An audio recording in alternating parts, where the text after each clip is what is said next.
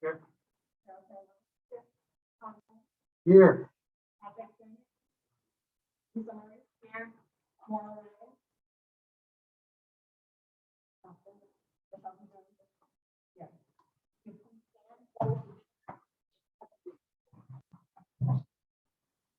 Pledge allegiance to the flag of the United States of America and to the republic for which it stands, one nation, under God, indivisible, with liberty and justice for all. Let me please take a moment of silence in reflection of the 1-year anniversary of the January 6th Capitol riot and honor those injured and lost their lives as a result.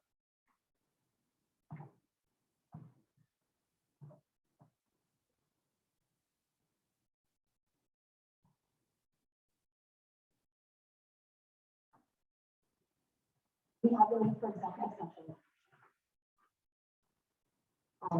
We move to go into executive session to conduct contract negotiations with non-union personnel, Al Gannon, Junior Superintendent of Schools, and to reconvene in open session. Second. Roll call vote. Bill? Aye. Cheryl? Aye. Sean? Aye. Patrick? Aye. Lisa? Aye.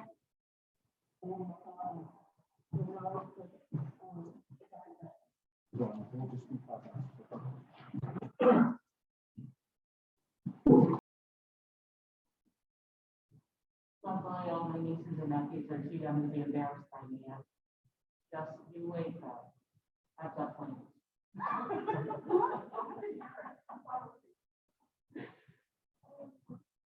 So I have to say, my oldest nephew is 16 now. And I'm always real amazed that he's not embarrassed by me. Oh, please, but you know. Oh, he writes codes for his needs and grades for his needs and then you're going to talk to him.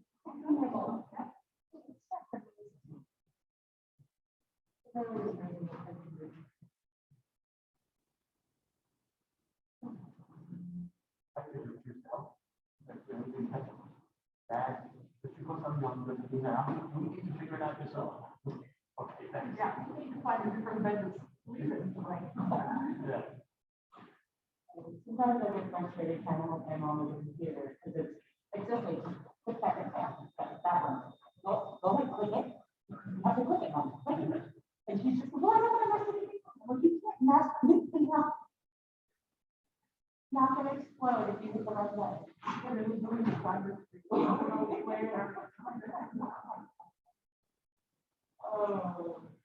Oh.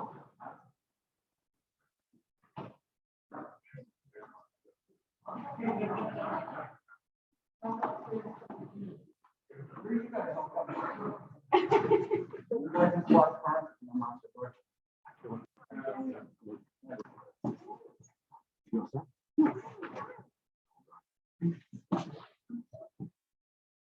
I want to sit over here with me.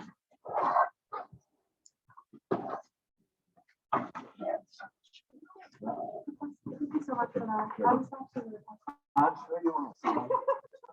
Give you a hard time on something.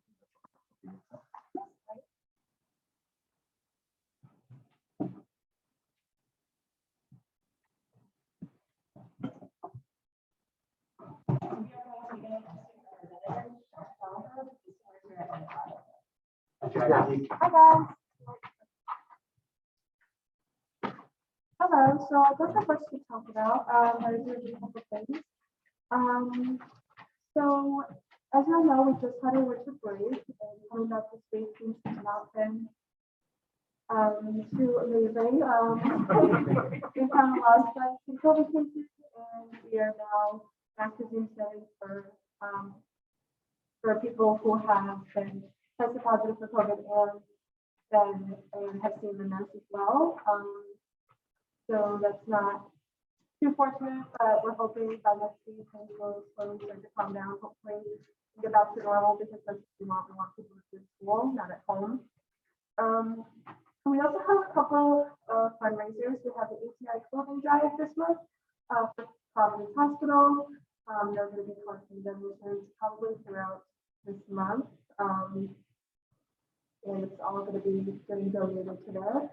We also have Do You Want to Build a Snowman, which is a event that the student council holds, and it's when all of the teachers put their name into wear snow costume at the end of, I think it's probably going to be the last day of the semester, probably, they would wear it back then. And I think you do like 25 cents, and then you put like a little snowman picture on that teacher's name. Whoever has the most snowman pictures, they wear the costume on that day. So you win or lose? I guess you win because none of the also teachers it's funny, usually teachers if they have to know they always win, so it's pretty funny. Back in remember that we had teachers that's funny. And we're also going to be collecting non-perishable food items from the community survival center. So starts that fund is going to be another charity where the money is actually going to food items. So that's pretty awesome. So two fundraisers or charity works if you want to call it that this month. So instead of the money actually, it's food items. Community survival center, probably the one in Springfield, I believe this one's Springfield. And then we're also getting close to the end of the semester. And peer mentors, I'm also part of the peer mentors group. We're going to be having an advisor, I'm not sure when, with our freshman advisors. We almost signed a freshman advisor at the beginning of the year. And we're going to be going over how the first semester went. If they have any questions for us. And then we're also going to be doing a movie night for them. We're supposed to have it back in December, but it got canceled. I'm not sure why, but probably feel like just like being compromised with other things. So hopefully that all goes well. And I'm hoping for the second semester to go nice and smoothly, to have a nice attitude for the semester. That's pretty much all we've got going on. Can I help with this? Yeah. Did you feel comfortable going to class and stuff like that? Did you feel safe? I personally, Right.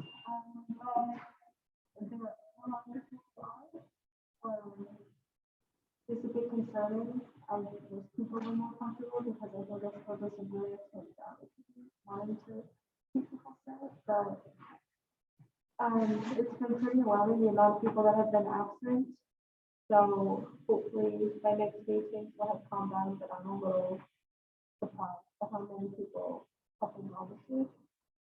There are not only people who have COVID, but also people close contacts. And there is a small percentage of people who just don't want to come to school. It's not a big number, but I'm still, there are also people who don't want to come to school that are not interested as well. A couple things, so we want to share with your temperature. I think it's okay. Did you share them all? I sure do, yeah. Does anyone else like to Wait, know? I think I missed one. Sure, let's hear them again. Sorry.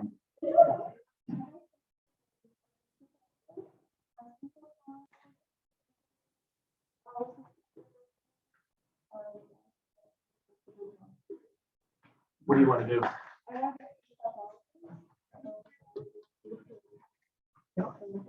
Which is your preference right now?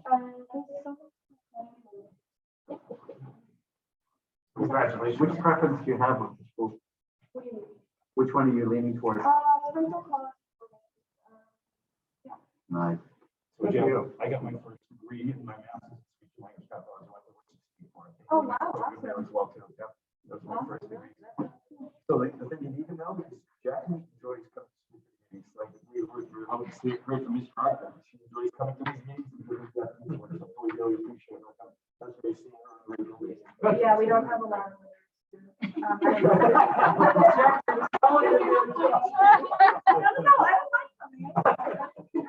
Okay, good. There's a lot of. She did. Be like an age man. She just comes in there. Yeah, there's a lot of.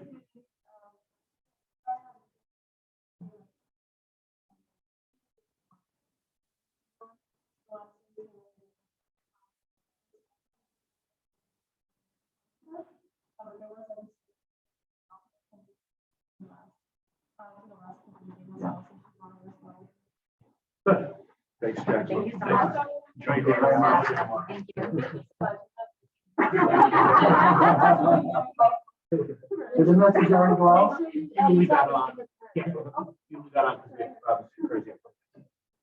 Thank you, Jackie. Bye, Jackie. Thank you.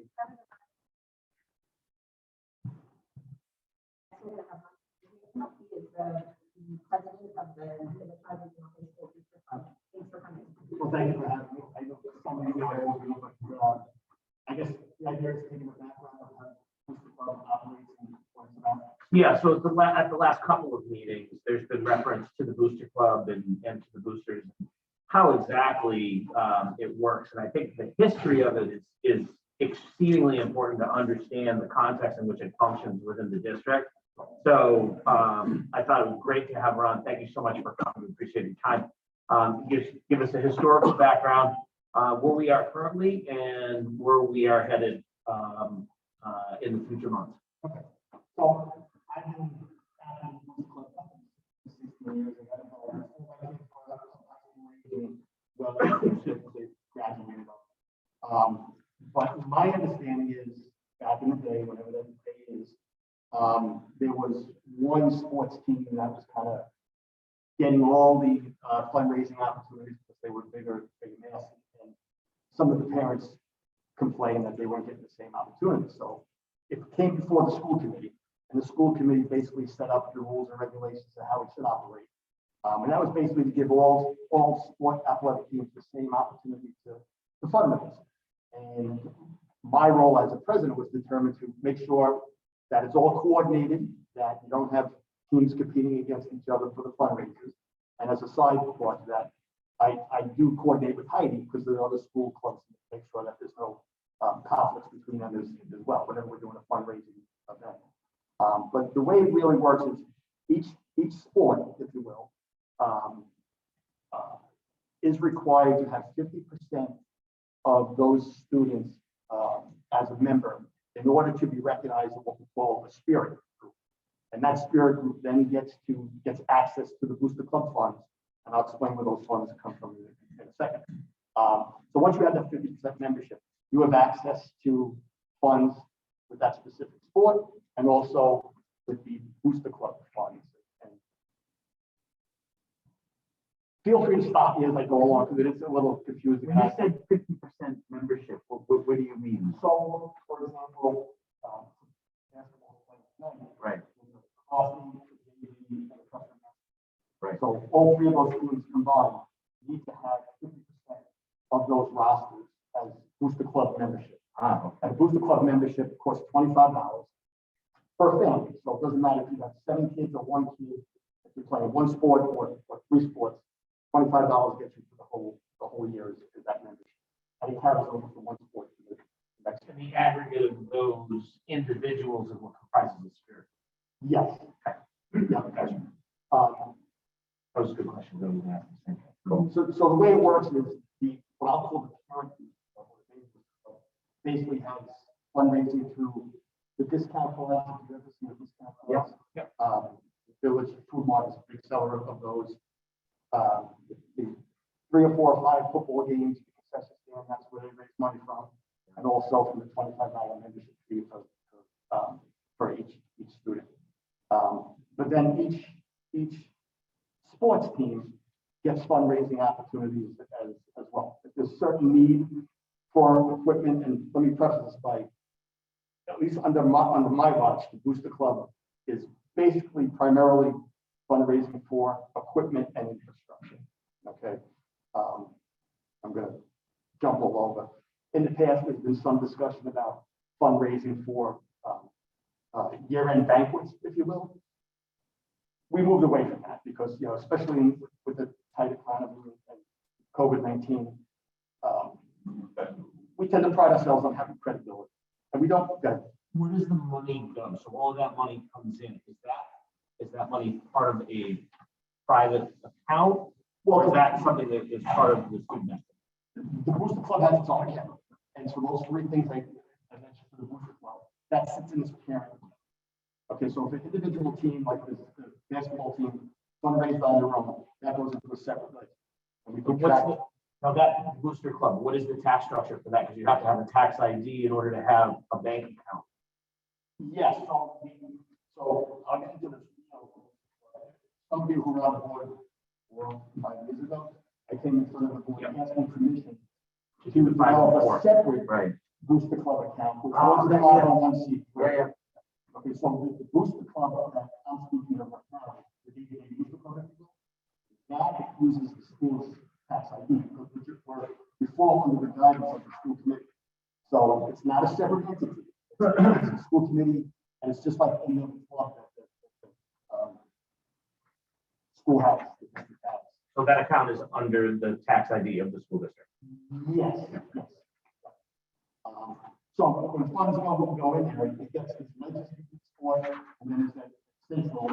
What happens, once the team has 50% membership, so say if the lacrosse team wants to buy helmets, 50% of the cost will come out of a separate lacrosse ledger, if you will. And then the other 50% will come out of the parent booster club account, and that's how people buy helmets for the lacrosse. And most of the teams that have a need are pretty good about fundraising. So I think all in all, on the average each year, we probably purchase between $20,000 and $30,000 worth of equipment and infrastructure for the various teams. I'm leaving out a whole bunch of them. I just went blank on. Yeah, it's okay. No, okay, so, and then the other part you said for the field was the, Yeah, because the field Right. run the course of 300,000. right, That also, so they're real level. The turf could go into their runs. If you notice, the turf has the miniature, labels on it. And the timing of that worked out perfectly. That we didn't have all the funding available at the time, but we thought we'd be able to fundraise with no problem. Nobody anticipated COVID hitting it, squashed any fundraising opportunity that we had. The field's still 300,000 and change short. Fortunately for us, we had a resident step up the plate and took out a loan, put up some property against that loan, and we paid off all our debts. We're hoping to start the fundraising again to make up that differential. And we think we should be able to do that. We have meetings, every other week or so about how we fundraise, and we're waiting for COVID to calm down a little bit. But now with this new variant, we might have to be put back on the burner for a couple of weeks anyway. But anything that we do, I'm very respectful of the fact that in theory, I report to you folks. I usually go through the principal or Mike Roy when we're doing anything, but the idea is that's why I came to you guys a couple of years ago to get the 501c3 built, because there's going to be large donations and people wanted to have tax write-off. So we felt it was important to get the 501c3. But we have ideas on how to fundraise, but we would bring it before you folks before we did anything like that.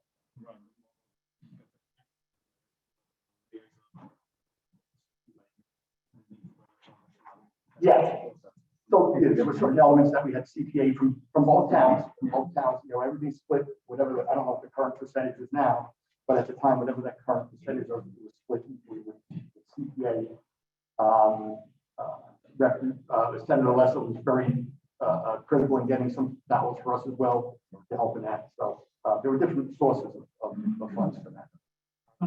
Yeah, well, one of the things that came up at budget sub, which we're talking about, is the bleachers. right.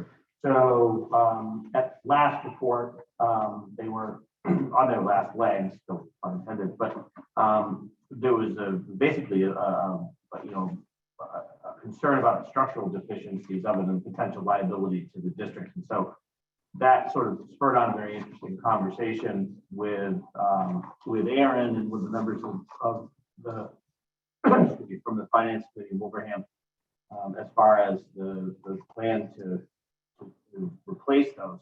The last thing you want to do if we think replacing the bleachers at $1 million is a problem. Imagine, the liability that we would get if somebody fell off of them and broke their neck and was paralyzed. Would be on the hook for 20 times that amount. So I think there's no question about it that it's a safety issue that needs to be concerned. Ron, you and I were talking about some fundraising stuff, so if you could just kind of give people an idea of some of the things that you guys have talked about and what your vision for the field is, and then if you want, you can kind of mix in the stuff that you and I talked about as well. Sure, just real quick before I get to that, so the original concept for the turf field also included stands, so I don't know where you stand. We have some renderings and some estimates and examples of 3 or 5 years ago. We did all that, and the cost of that, all the cost is too high, so let's hold off on that. And probably 16, 17 years ago, the Booster Club actually, this is how old it is, we paid for the plastic parts of the stands on that. And that's, like I said, 17 years ago. So, some of the ideas.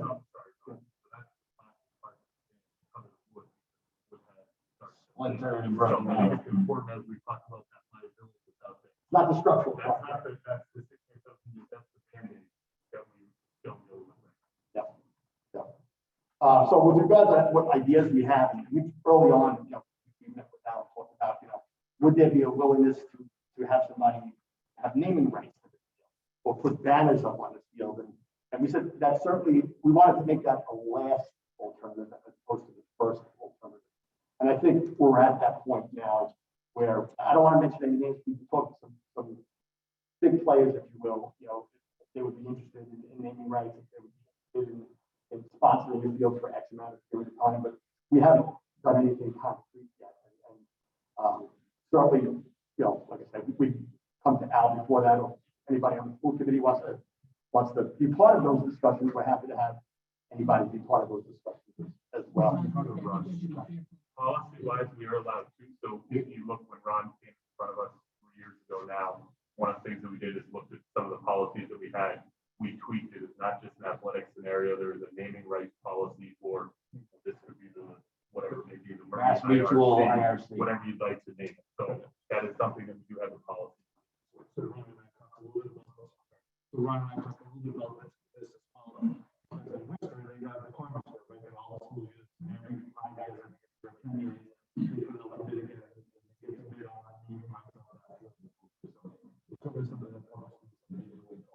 Yeah, and like I said, we wanted to make that the last choice, not the first choice.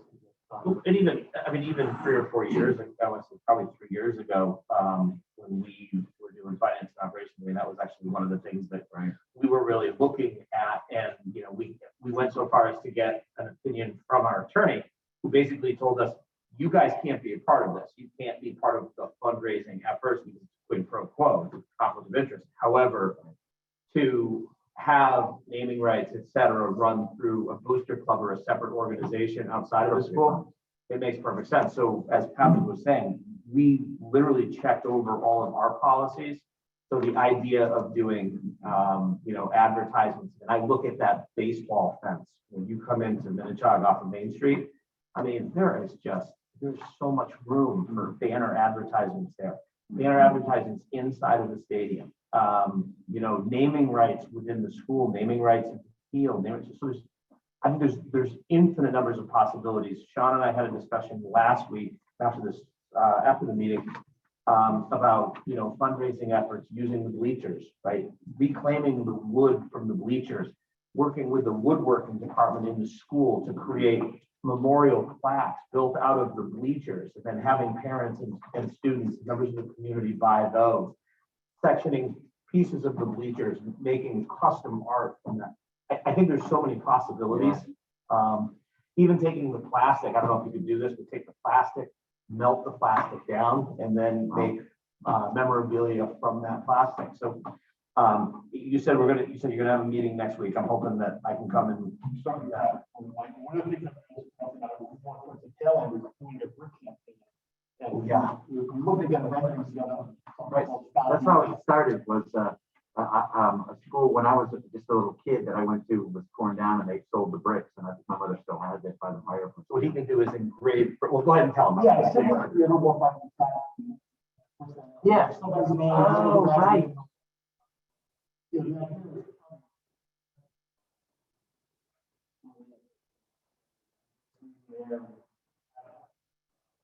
Somewhere between us, speaking is down, would be a circle where all these go and get one back. So whether using a water or something. So then we started talking about, well, maybe we can involve the graphic arts department, the art department here at the school, and then maybe have a contest among the students with, with some sort of prize for the student that designs, what it is ultimately the plan that we use. And I mean, I think it would be an awesome project. And certainly would be applicable to what it is that we're doing, would have a lot of interest among the student body.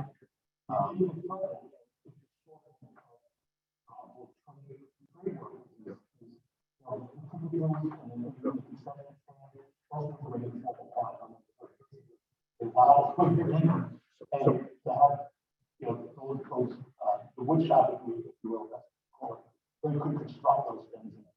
I'm working on to see if there's funding available.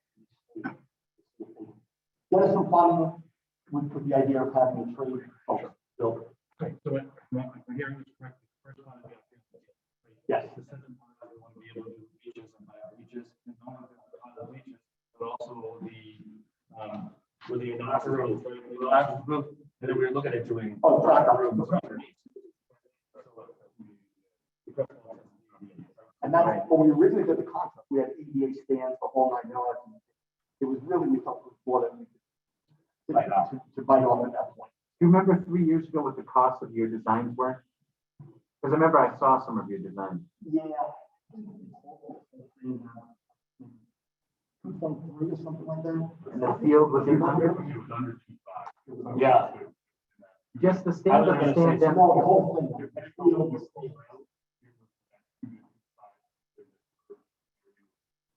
Right, Didn't change. Everything else done. right. And I'm sure it's more expensive to go over. But we had,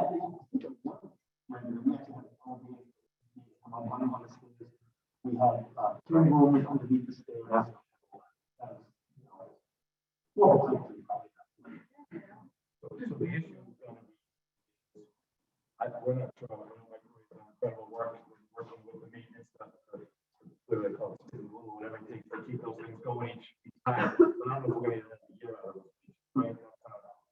Hopes it's going to be a point where it's fundraising, we need to move on this so we can not only finish off the field, but also get beaches in place. yeah. And so one comment, I think that was also part of the business of the instructor, but we can do the fundraising. But the one thing to put everybody at ease is there was a concern about if it was splintered, embezzlement and fraud, and I've always promised the superintendent, my goal is everything's funnels through me to prevent any embezzlement and fraud. And I think there are other school districts close by who've been in the paper about splinter groups doing what they want, and at least Mike Roy and I are very careful to make sure that no one's off road fundraising or any of that. So it's, fortunately, I get to speak a little differently to certain individuals than representatives of the school can. So I kind of lay the law down, you can't do that. So it makes my life a little easier. So. And I can't stress how important this group is. I mean, this is literally, these are the glue that holds a lot of the district together in terms of the activities that many of our students do. And, I think the opportunities for fundraising are astronomical. I think the last couple of years have, there's been some obstacles to doing that, but I think moving forward, it's an imperative that we do that, not just for spot fundraising for things like bleachers or field, what have you, but ongoing funding. And, Patrick, you made an allusion not too long ago that, at some point, looking at the cost of running sports through the salaries that we pay our coaches, et cetera. I mean, it's getting to be a big nut. There's going to be a point in which Minichog basically self-funds its athletics through boosters. Yeah, that's why you might ask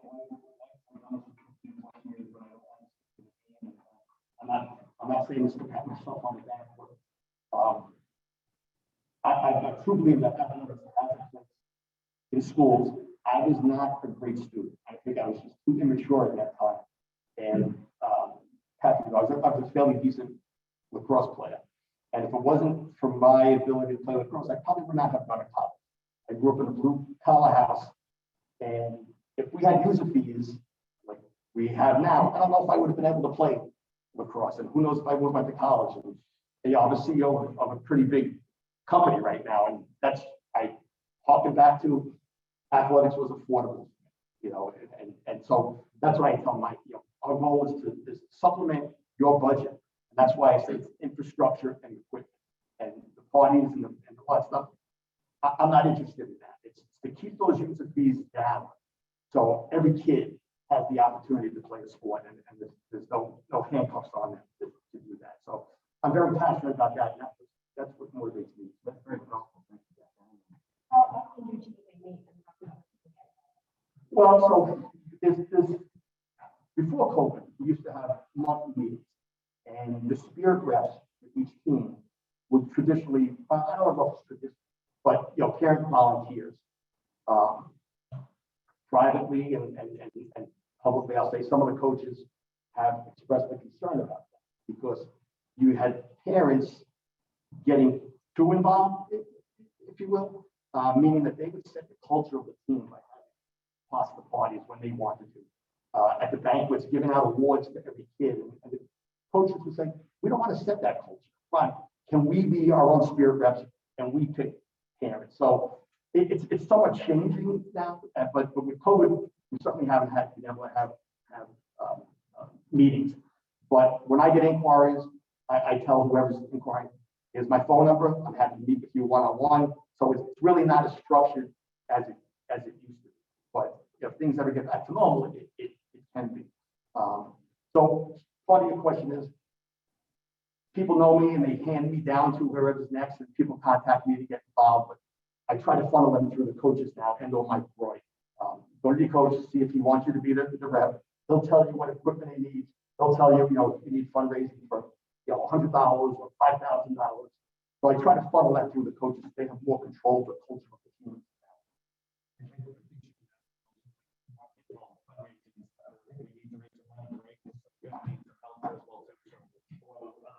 Certainly for major projects like the stands, you know, that would funnel through me and how we get involved in that. I think Bill is going to come to one of our meetings to see if he can start developing that relationship of how to fundraise. Do you ever go into any of the other clubs? So like the drama club or No, this band? is purely athletics. Okay. There are certain, I know the music has their own booster club. And they had to come before the school committee to get permission to do that as well. There was a thought of putting it all under our umbrella to do that. But for numerous reasons, they decided to create a separate. So,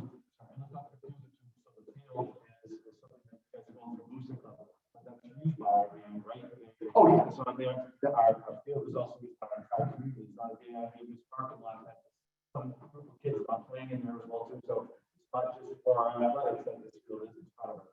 Right, Patrick was with discussions of that. It was meant to, you know, both, you know, Hampton and Wilbraham and Rankin departments. The band has little hash marks on the field, the band, watching the band to utilize as well. So yeah, it's meant to be the community. It's not just the high school, it's a community thing. And you've seen that, you know, they have lacrosse tournaments, they have soccer tournaments, they have Belgian town rented the field for their soccer playoffs this past fall. So yeah, it gets used quite a lot. And summer, springtime, it's not a digital site, it's not used. The question I have is, so the way it's set up right now, the booster club is under the tax ID of the school committee. Now, the Miniature regional high school. right. Now, what is the 501c? Is that a different corporation? Yes. Right. Miniature. Right. Its own board and everything like that, right? Okay. So if we have a policy, who's the head of the policy? So we actually have policies in place right now that we can sell the names. Has that word verbiage been passed yet or not? Yeah, It has, right? It was passed Right. for 3 or 4 years ago. Right. So there are specific stipulations that speak to Right. character That's and the right. ability to revoke it if something were to happen with the name. Right. So that is something that we would grant to the 501c, not to the, No, but I want to see if policy cannot be the body that approves. So ultimately, they would come forward and they would recommend to the high school principal to say, I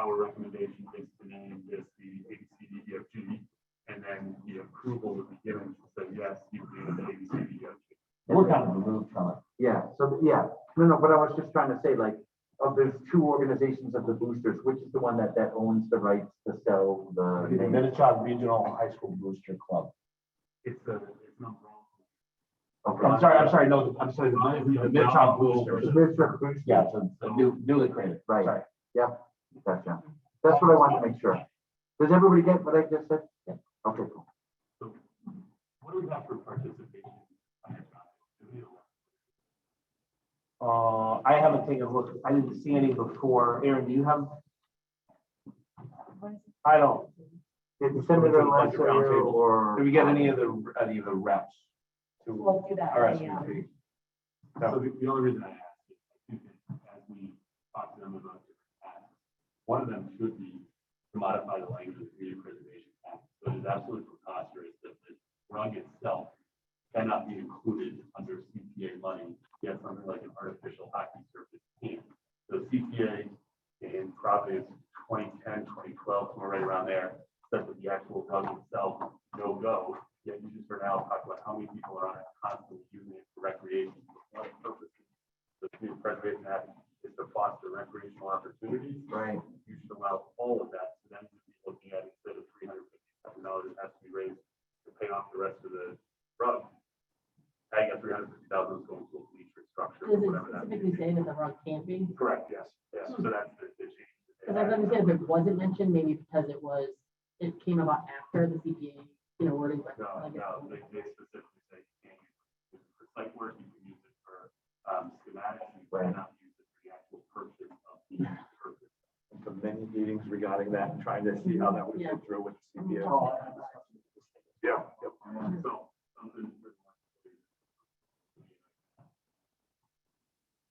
Area that we're looking at. Well, Ronnie's doing that. Oh, yeah, I was actually just Sorry. looking at, I don't have any RSVPs. However, there was a request from a couple of people for Zoom attendance, so I'm envisioning that, and all three of them, Eric and Angelo and Brian, all participated last year by Zoom. I think they'll do it again. Ronnie did ask me to create a Zoom link. Yep. I think that's why. Okay. Ron, thank you so much for coming. I know we went over time, but your information is so valuable. And, well, and suffice it to say, well, I hope to hook up with you guys next week, and then, as far as this, I'd like this to be kind of a kickoff so that, we can, carry on a much more meaningful and steady dialogue with you guys, so that as you guys move, we're here, we know what's going on, we can provide you any guidance that you need.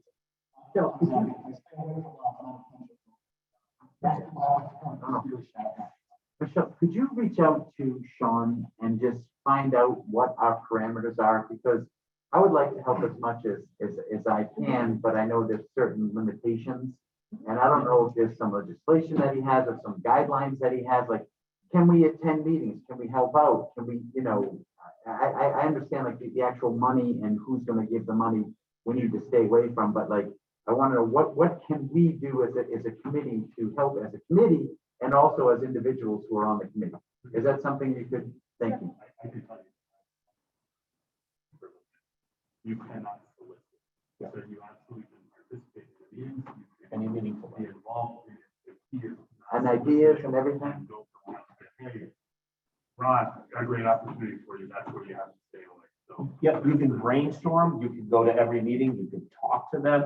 The only thing you cannot do is actually knock on somebody's door and ask. But can I say to him, I think you should go to this company, Absolutely. this company, or is that, okay? You just can't be part of the solicitation, part of because the the conflict Yeah, exists. quick pro. You're an elected official. Yeah. Yeah, please keep me informed. Thank you for coming. Thank you. Thank you very much. You got it.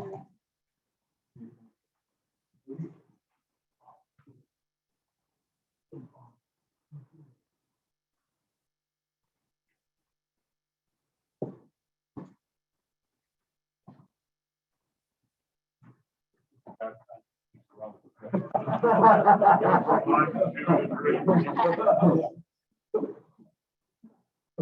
you guys are familiar with the list of parents, but I also would like to as well to you, as well. Am I pronouncing the last name correctly? No, spell the same way. She is our new, Oh, you gotta put your microphone out. Thank you. So welcome, Melissa, welcome, Jared, welcome back to. Actually, you work for the town, correct? I do, I work for. Okay, cool. Thank you. Please, the floor is yours. I know we've been busy. Sorry. The floor is yours. I know we've been busy these last couple of days. Yeah. But if you could just give us a little bit of an update on our members are looking at, and then what's taking place in the world that we've been living in the last couple of days. Hi, everybody. I'm going to briefly go over the data just to update everybody. Wilbraham up to 1,212 cases. Wilbraham is currently at 13, almost 14% positivity rate. Camden's up to 339 COVID positive cases and a 12% positivity rate. So I think what's really important here is we've had a total of 163 positive COVID cases among staff and students that have been reported to the health services staff from Monday, January 3rd to today. And the 7-day average percent positivity is at 22.43%. Dr. Casper did report to me that she spoke to some of the testing areas that said the positivity rate right now is almost at 50% of those going in for tests are coming back positive. So,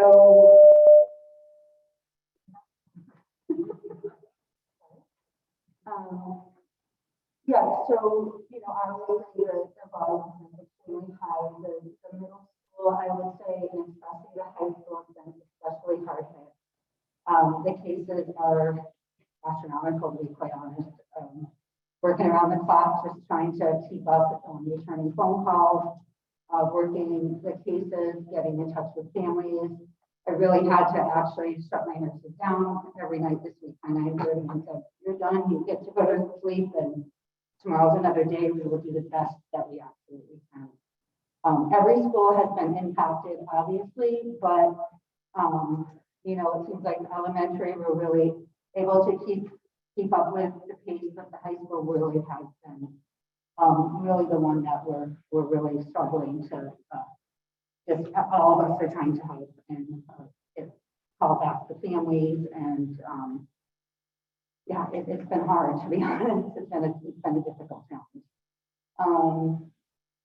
I don't know what else to say, really. We're just taking one day at a time, working really hard, doing our contact tracing to the best of our ability, especially at the high school. That's been a challenge. I don't think, I know I'm missing something here that we. Well, we talked about the change and notifications for families. So at the start of the year, we are calling each individual family for just the 3 to 6 foot.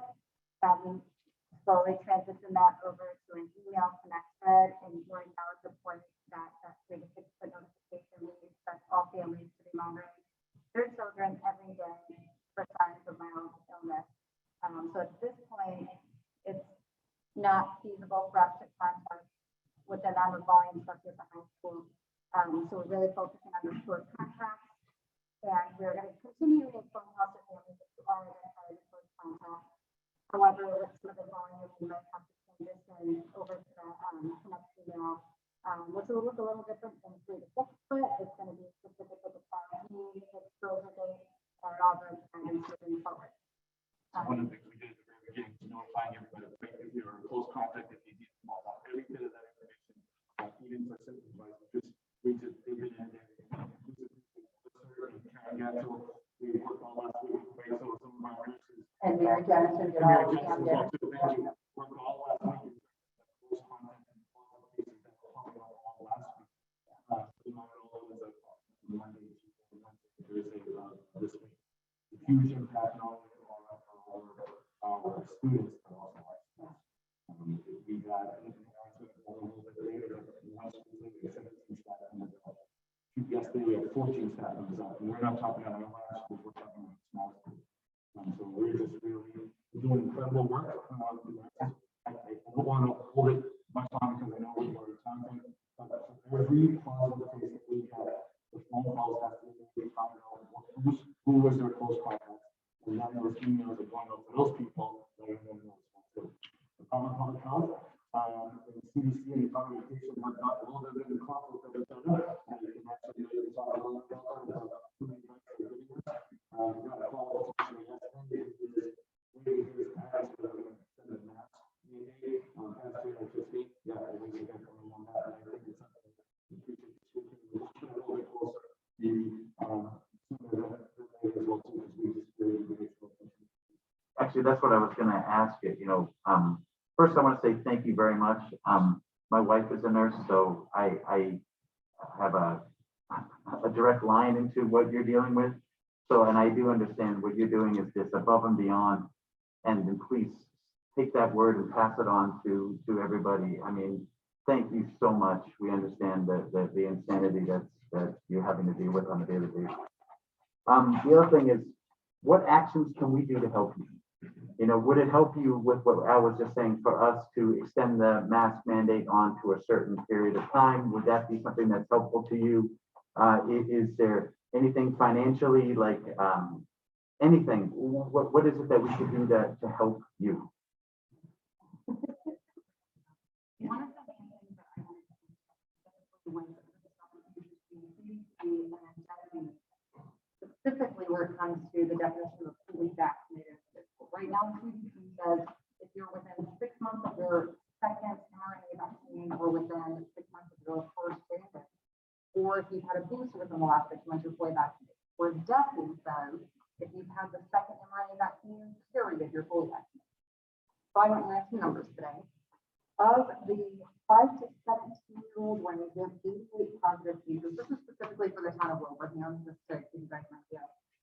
Of the 88, 6% are considered fully vaccinated, meaning they've been vaccinated in the last 6 months. Only 6%. The rest are either completely unvaccinated or it's been at least 6 months since they received their second vaccine. So one of the things, 6%? 6%. So the number of kids that are contracting the virus itself when they're fully vaccinated within 6 months is substantially lower. The mask mandate, that is one thing personally that I recommend throughout the school and flu season. Also, just really pushing hands-on, especially with the kids. And then another thing is as we have, notifications that there are any type of vaccination clinics, just really helping to promote those. We held a clinic in November and then the second in December, and we vaccinated 165 people at both of those. And I believe the number was right around 80 of those were 5 to 11-year-olds. So we'd like to continue that trend.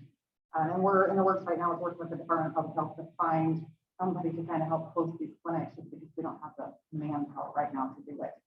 So we're working with the state, and as soon as we know anything, we'll make sure to push that out so you guys can help us promote it. I think that's one of the more important things. Are the National Guard still supporting us with this, or? So they giving us the test on Sunday when we went for that.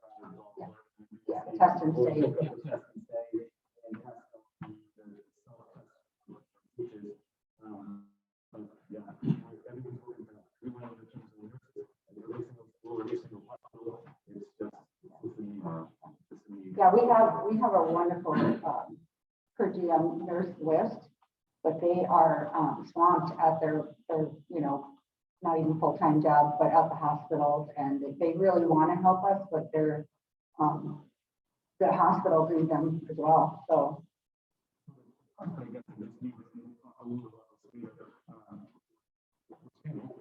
we're a public school that's staying open, and we're doing the work through our nurses, our principals, our teachers, to continue open.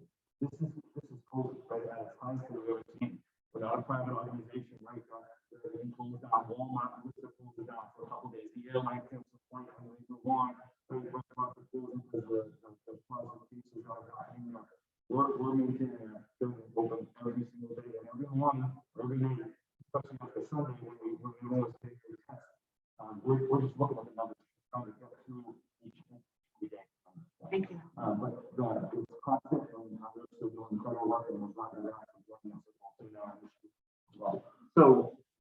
basically what you're saying is that, if we could have the clinics more and promote the clinics more so we can come in and get vaccinated. And I heard just, what was the age groups that were just, I think it was yesterday or today, they were just authorized the booster, 12 to 15? Yeah, okay, After 5 months now. great. After 5 months? After 5 months, they can get a booster. Okay. And then, how long do you think, so if we made a motion today to continue our mask mandate, would you say for another month or something? Because I believe we have it, how long do we have it, till the 15th? So ours was till the end of the calendar year, But unless Desi's, one reached 80%. right, But Desi trumps, so we have till January 15th at this point in time. so if we made it just to take the pressure off, let's say till the end of February, is that something, is that too long, too short? What do you think? I think you just have to see what's going on at the time, right? So. I think any version of that will help, absolutely.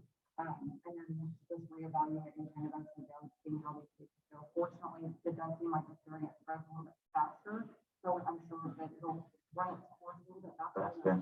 But we still don't really know what that's going to look like. So let's just say to the end of the month? Is that what you're saying, or I'm trying to get some guidance? I think it would be fine to run it to the end of the month, knowing that Yeah, within probably the next few days, you're going to get, some guidance from. I think it's a no-brainer after January 15th, that goes to the bar, so it's January there, and myself, and the commission, still looking at January 15th, whether they're going to continue that or not. I think it's a no-brainer that needs to continue, so we'll keep everybody updated with that. Anything final, ladies, that you would like to say? I mean, I don't think we can stress enough.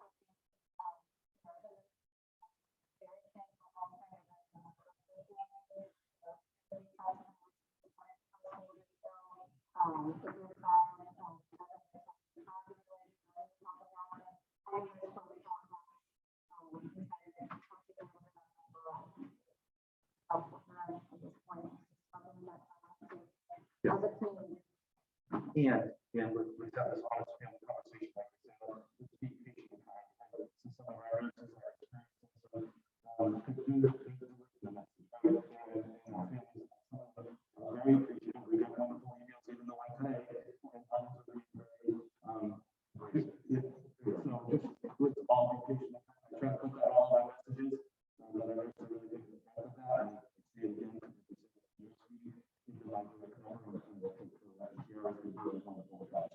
And just to close, Al, you and I had a conversation about this the other day, with regards to keeping kids in school and the push for people to say, no, we need to close schools. Let's keep in mind that the vast majority, 99.99% of cases that are being transmitted outside of the walls of our Oh, 6 yes, buildings. The safest place for these kids to be is in the Yeah, classroom. we agree with that. So all these positive cases that we've seen, Monday, Tuesday, They're all from the previous week. Yeah, from yeah, Christmas. yes, it's absolutely 100% sure. And that's why it's important that the community, lets people know that they've been in contact with them outside of school too, because that'll help. What are our vaccines? Oh, I didn't even look at that today. I'm gonna be totally honest. I can run a report the next time, but I haven't even gotten to that, to be completely honest. I do remember off the top of my head that, at school had the highest, they were over 100 kids, at least 107. Yeah. I can't honestly remember all of them right now, but I just remember that one stuck out to me. We'll get Pretty that. high. Yeah. Thank you. Can't thank you, ladies and gentlemen, for everything you guys do. Thank you, everybody. Stay healthy. Please reach out to us. Thank you. Why don't I just jump right into, I make a motion to extend the mask mandate for the Hampton Wilbraham Regional School District until the, what's it, 31st of January?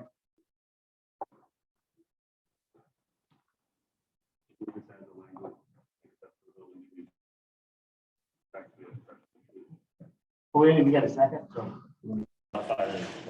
Please. Sure, unless the building gets 80%. Second. All in favor? Any discussion? Sounds good. All in favor? Aye. Aye. Aye. Any None of us opposed? are remote. No, it's remote. Okay. No, we just voted to extend it Sorry. to the end of January, I just want to thank. unless school building reaches 80% vaccination rate, I think, what you said. Yep. Through Get that, Mary? End it through January, yeah. 31st. And I think someone said it, I'm sure we'll hear in a couple of days from the commissioner that he's gonna extend anyways, but I'd rather us be proactive on that. Yeah, and, yeah, we don't have to wait for the. Nope. Did you want to add to that? Right, exactly. Ask if you can send us some more masks. So Aaron, you want to just give a little bit, I know, if you could just talk a little bit about, we're talking about students that have been out, but also in terms of staff Sure. that Yeah, have been so- out. Yep, so as we've been, kill some screen sharing, pull mine over. So as we've been talking about, we started looking at absences this week. And sort of thinking about where the numbers were. So, on average, in a typical week, we were averaging, if you look at a typical, week, we were averaging, between 40 and 50 absences district-wide. There were cases where it spiked up for a day at a time because of a specific incident. Sometimes if we have a number of people out for professional development or something like that, those factor into absences. We had no real professional development going on this week. So looking at these absences, Monday at 66, Tuesday at 77, Wednesday at 87, today at 93, and all ready for tomorrow prior to Alpha and the snow day. We already had 7 people who had already called out 70. by this afternoon. So they were already planning that, you can almost expect that number to double in the morning. You said 70, you meant, right? 70, Yeah, 70, which is an extraordinarily high number of sort of pre-call outs, right? The people that, most of our call outs, particularly for teachers, come in the morning, right? And then we have some, we have some situations where people can't call in, they trick the actual ASOP, which is our absence management system, causes them to trickle in the course of the day. We really started getting alarmed when we saw, 87 yesterday, and it's just spiking up and up. So, just thought we'd share that with you as some of our thinking with our concern about what's going on and staffing, right? I think when we talk around the community with our colleagues, our concerns aren't around students. It's around whether we can even have enough staff to operate. I think we talked about also our nurses. If we don't have nurses, right? If we have a couple nurses go out, that school's closed. I mean, so it's not just, we started talking about like how many staff can we lose in a building before we need to think about closing that building. But then there's also key staff, right? You might, like a keystone in the bridge, right? Without that key staff member, the nurse, the school can't legally open. We have to administer meds, we have to be able to take care of kids with issues, things like that, and we can't find nurse substitutes. So that's just a reality, we're kind of operating under right now. We thought we'd share some of that information, a little bit of the numbers and the concerns, and this is statewide. Every school district in the state is having these conversations about staffing. What percentage of that 87 or that 93 are COVID positive? I don't know offhand. We could look at, how many staff have COVID positive. It's, Ballpark, ballpark. I mean, assuming that our normal numbers would be in the 40s to 50s, I'd say there's probably an additional 30 to 40 staff that are out because of COVID in some way, shape, or form. So they may not have COVID, but they may be quarantined for some reason. They may have The state is also recognizing right now positive home tests. So in the past, we were requiring the PCR test. If someone tests positive on a home test, which is significantly less reliable. Right. And But I'll a tell you, positive test and a home test means you have it. Hmm? There are no false positives on the home test, there's false negatives, correct? well, Other way around. It's not been my experience. My Really? wife honestly this week, tested positive twice on the Oh, my home wife test told me the kit in opposite. a row. We put out a PCR test for her and my whole family. Every one of us tested negative on PCR. So, So the point also, Wow. like he's making is before, we had to have that PCR test. So you took that home test, I'm positive, you gotta go to PCR test, had to pop up a Maven, and then you were out. Yeah, we had 257 staff members picked up the test on that Sunday. yeah, we were. Right, Sunday and so the minute they did their test, 15 minutes later, they were telling us they were positive. So we were taking that as, and we had to, right, taking that as being the true result of that test. Whether it was negative or positive, we're assuming that the majority are positive, but we're not taking the chances. Yeah. So the elephant in the room, right, and I'm always willing to address it, is the conversation that I know that some school committee members have brought to my attention about, we moved that synchronous learning piece taking place, right? So we're barely opening up, right? When we had today 17, I think it was at Sewell Road, 14 to 17. Anybody? Right around that high of a number. Either way. And we have paras covering, we have subs covering, and by the way, not only just our teachers and paras, right? Julie Dougal is concerned because we didn't have people serving the meals, right? We were out of secretary at Mile Tree Monday, Tuesday, Wednesday, and Mary Camaretto jumped in to help us out and cover the office. Thank you, Mary. So when we're asking people to cover those classrooms and we ask a para to cover our sub that's coming in, then to add that synchronous piece to them as well too. It's just something that we can't do at this point.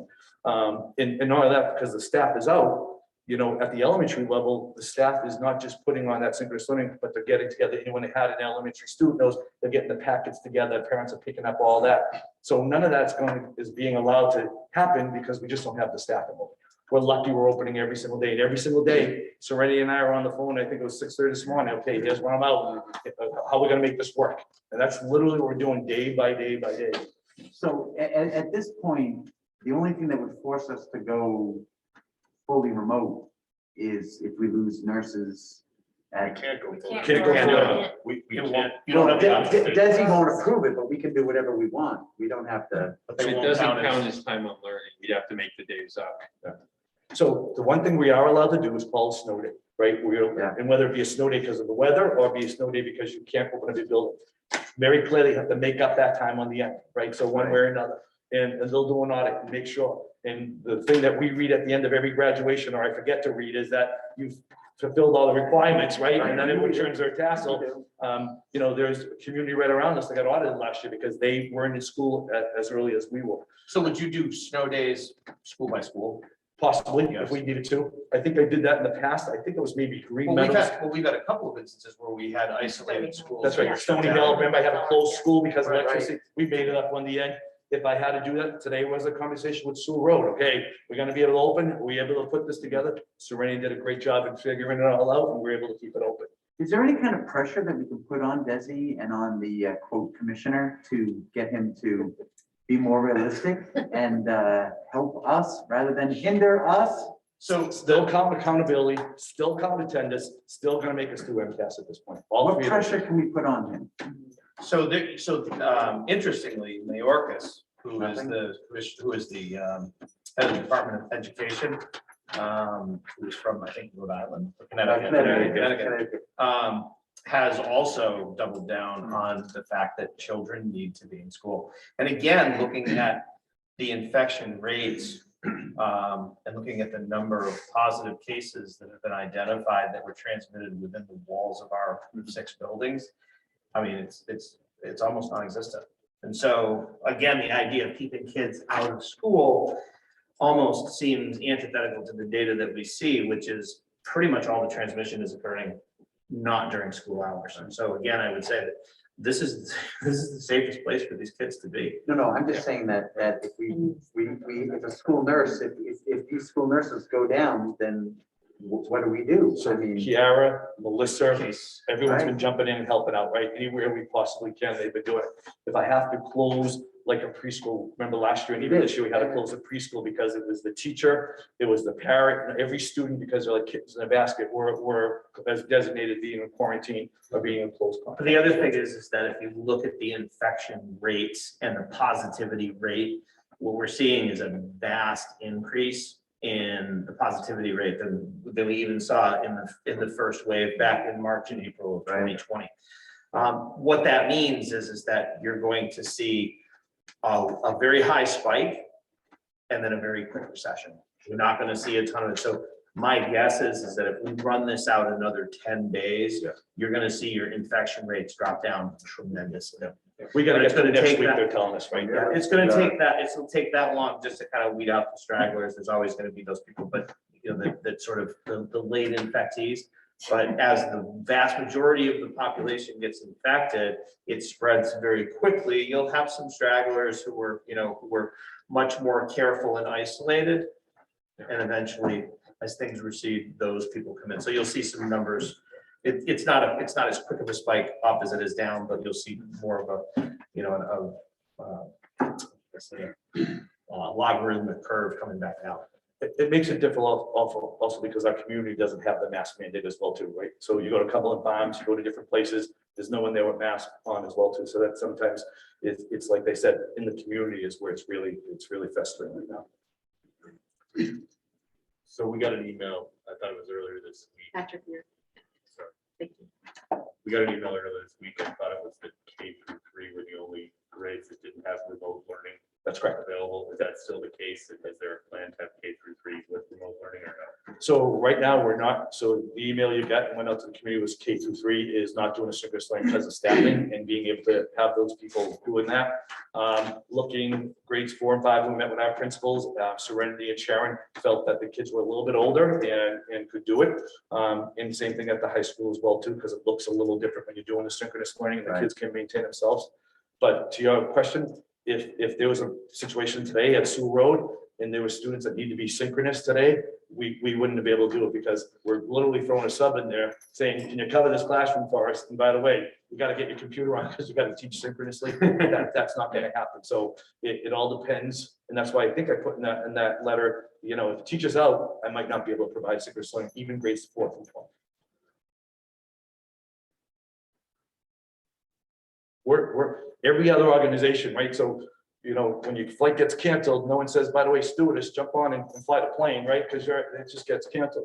We're trying to keep our buildings open and try to give our kids education. So when we ask a para or sub to come in and we're getting subs, we're getting high school students. You know, the commissioner said to us yesterday that he's waiving the graduation for kids through college. So they don't have to do a student teaching, so they can get them back into the workforce a little early. Thank you. I'll maybe get 1 or 2 that will happen to us, but that's still some way of helping us that we're that desperate for staffing. So I'm assuming you've been in touch with Marty or Pat Gardner and some of the other, I mean, I'm assuming everybody's doing the same thing. Same. Okay, so there's nothing special going on in our community that other communities aren't experiencing. And you No, can we're all see it in here. a lot of online, you can see it with the other schools, like even in Boston and some of the other cities where they opted to take Monday and Tuesday off, call them as basically taking it as a snow day, and they'll make it up at the end of the year. So I know I got a little pressure that I didn't take Monday off, but I wasn't sure, like, No, why you that's take fine. Monday off? Because then Tuesday, the numbers look Yeah. like, what do you do Wednesday? What do you do Well, Thursday? the question is, when do you stop? That's right. Yeah. What are your metrics for stopping? well, So what number? We're at 93 today, already 70 for tomorrow, but we have a snow day.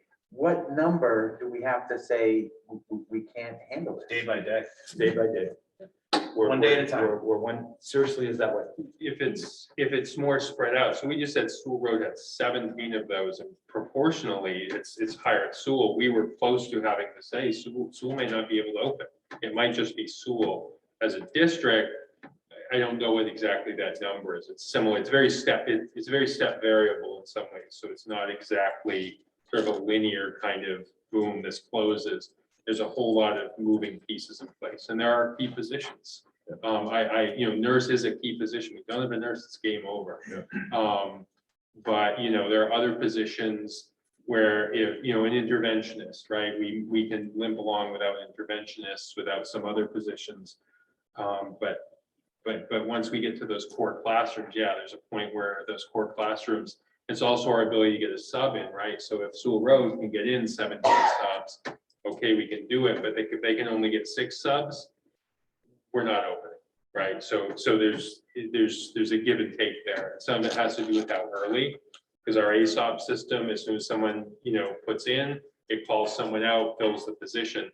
So if they all that morning aren't feeling well, right, and they've all been exposed in one fell swoop, it could be that we get that call out in the morning, we just can't fill the Hopefully, position. this 84-hour hiatus will provide us with the break. Yeah. And Patrick, just to your point about that email, one of the things that we said in there, we met with the principals about that, it's just for the next couple of weeks with them, we'll reassess, because right now it's just in such a slide that we're in right now. It's just, we don't have the bodies right now. So from a healthcare standpoint, you've seen that positive asymptomatic professionals have been able to remain working in various hospitals based off of the shortage. Do we allow positive asymptomatic nurses and positive asymptomatic teachers to teach? So that's what Ashley was, I wish she asked that question when she was still there, because that's what the disagreement is right now, right? So the CDC says, even if you are double vaccinated, if you, or help them just. It's 6 months since your last Fully, vaccination. yeah, that's right. You have to have your booster to be fully vaccinated. Else you're not positive and you don't need to be quarantined. Department of Education says, once you get your 2 shots, you're vaccinated. You don't need to worry about it. You don't need to be concerned. You can return to school.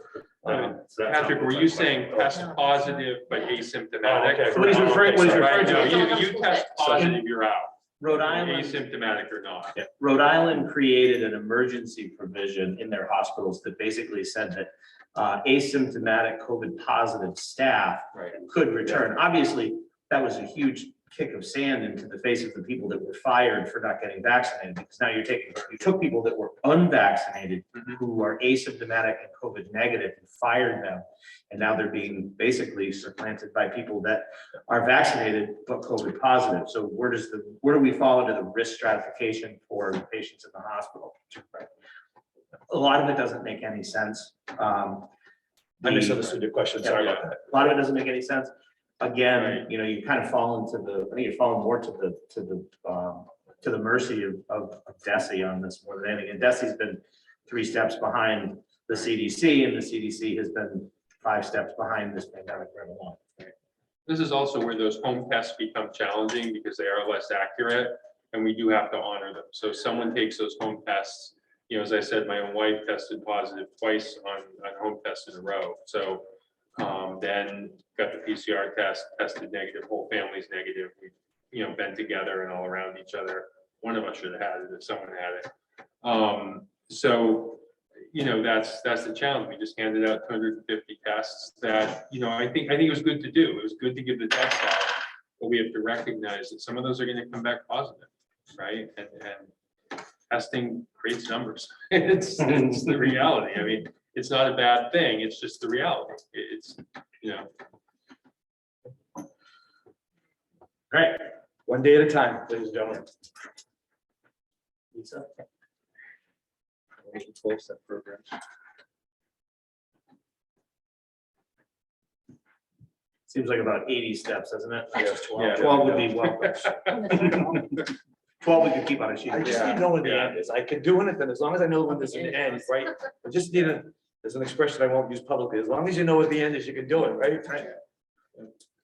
Alrighty, I just have Sorry, a, Lisa. that's okay. I just have an update from the last meeting. You guys approved the revisions to the handbook, but Patrick had a question regarding the course credit, the Minnetonka Regional High School course credit changes.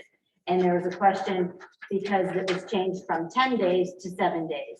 So I needed to make sure that I checked with the high school regarding just the specifics of that. So if you remember, part of our accountability to DESE is the chronic absenteeism. So that 10% absence, it would designate you as chronically absent. So the when we looked at not me, but when the high school looked at the 10 days, that was more than 10% of the semester or the course that the students would have missed. So it was kind of giving some students the sense that, well, I've got 10 days to burn. And then even if they got to 9 days and received the course credit, they were in danger of being chronically absent. So not all students, but enough students feeling like they had these days and they were taking those days. Not to mention that if you miss 10% of one semester, what are you actually learning? Your content knowledge and your ability, your proficiency at what you were working on is definitely impacted on that. So because of those two things, missing that much of a course of a semester and then also being designated as chronically absent because they were using up, some students were using up those days, it made more sense to knock it back to 7 days. So that would give students the opportunity, or the ability to have days for illness or college visits or things like that. Also, the students, if they could receive their course credit with several absences, up to 10 absences, if they had some type of a waiver for a specific health reason or other situation that was approved. So it was, and the other question was, why did we make the change during COVID? They're not dealing with it like this for COVID. Obviously, COVID trumps all of this. So if students are absent because they're quarantining and because they're COVID positive, that doesn't, this is not being implemented. It will be for hopefully next year to go forward. So does that answer the question that you were all asking about that revision? Yes. Well, so it's for the school year 22, 23 that we're accepting? Well, it will be continued. It is in the handbook now, and that's the guidance that we're using, but we are making many more exceptions due to the fact that it's COVID, that we have COVID. You could have a student that has none of their absences have to do with COVID, and so we would be following this So how is policy. that written then in policy? Because if you're gonna make exceptions, there should be like an asterisk or something with a Right. footnote. You can't just say, well, this is our policy and then make exceptions for some kids and then not other kids. You know what I mean? Like, so, and Well, when we're will we making- get a copy of the handbook so that we can see the final version? That is ready to go up on the website, and we can provide those for you at the next meeting. Okay, because that's what I thought was gonna happen this meeting. So if you recall the last meeting, you guys approved it and we Yep. just wanted to make those final changes to it. We wanted to make sure everyone was okay with that. And then we don't want to release a copy until it's like you guys agree to this piece as well too. So we just want that final. Right.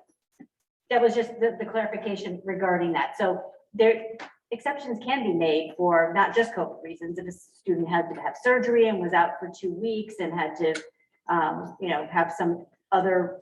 And is it past practice for the administration in the high school or the middle school, depending on what the handbook is, to make those exceptions? Yes. I just wondered if there was a note that said Well, I think past practice, exceptions can be made. You know what I mean? It just makes it nice so that a family doesn't feel that they're restricted to just what the wording is there, that sometimes it makes sense, especially if you're gonna have a policy, that it's known that there could be exceptions. Yeah, an asterisk, I think, would be appropriate. That's all. I'll look when I look at it when I go home later. Yeah. I'll look to see. We'll do the same thing. We'll take a look at that when we get tomorrow. I will also look at the COVID information because that it could be listed in that as well. So that's another change that we made. There was a question at the last meeting about just too much specific COVID information. And we felt like that was a really important thing to look at because it's ever changing and we wanted to take it out of the handbook, but put it on our district website in a dynamic form. So when Kiara and Melissa have new information like this notification or some vaccination information, they can update it and parents can click on it and get it up to date, not stale in the handbook. I would just say, I would caution us about getting too specific in the handbook and pushing too much. One of the things that, we pay our administrators for, and we pay them very well, is to use their judgment with regards to certain situations. So I do not want to, the idea of the student handbook is basically an overview, but I certainly would not want to micromanage something like that, especially if it's a call that is made on a case-by-case basis and the judgment of the administrator. I don't think my question, I'm not saying you're specifically mentioning that, but we have a responsibility of setting the policy, and the handbook is what references those policies. So we just want to make sure that if that's the case, that our policies match that. That's the only check and balance we have to make sure that our policy is implemented.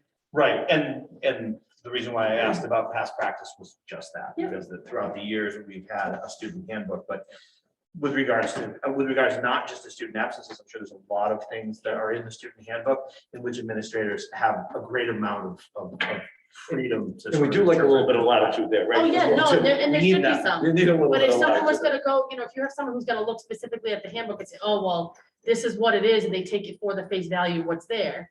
Is if there's something there that says in certain sections that, something could be, like an exception could be taken, it's giving people, it's making sure that people can understand that that can happen. I'm not telling you you have to do it, I'm just saying that it may help. I would say if it was something that was, if we weren't creating, sort of a zone of restriction and then allowing expansion past, if it was the reverse, that is, we're allowing this bigger inclusion and then we're trying to restrict it down, I think that's patently unfair. But if we create the guardrails to basically just say, look, this is the expectation, you shouldn't have more than 7 days of absenteeism. If that's the case, people know where the expectation is set. And if it goes beyond there, then it's, it should be the purview of the building administrator, the teacher, et cetera, to basically be able to evaluate each situation and then provide interpretation and be able to provide, a pass for those people.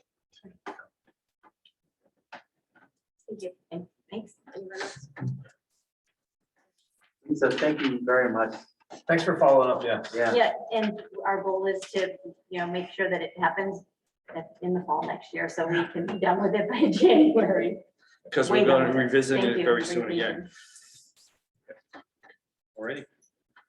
So I'm up. The very first thing you have is a new financial report. Not a whole lot of movement since my last one was December 13th, and we did present this. This one we didn't present at the finance committee meeting. I always make sure I get the school committee first and then to the finance committee meeting. The only thing I draw your attention to is second page. If you go down to maintenance of buildings 40 through 20. A couple of things are going on there. One item is we under budget that a bit, knowing that we were going to have ESSER funds to offset some of this.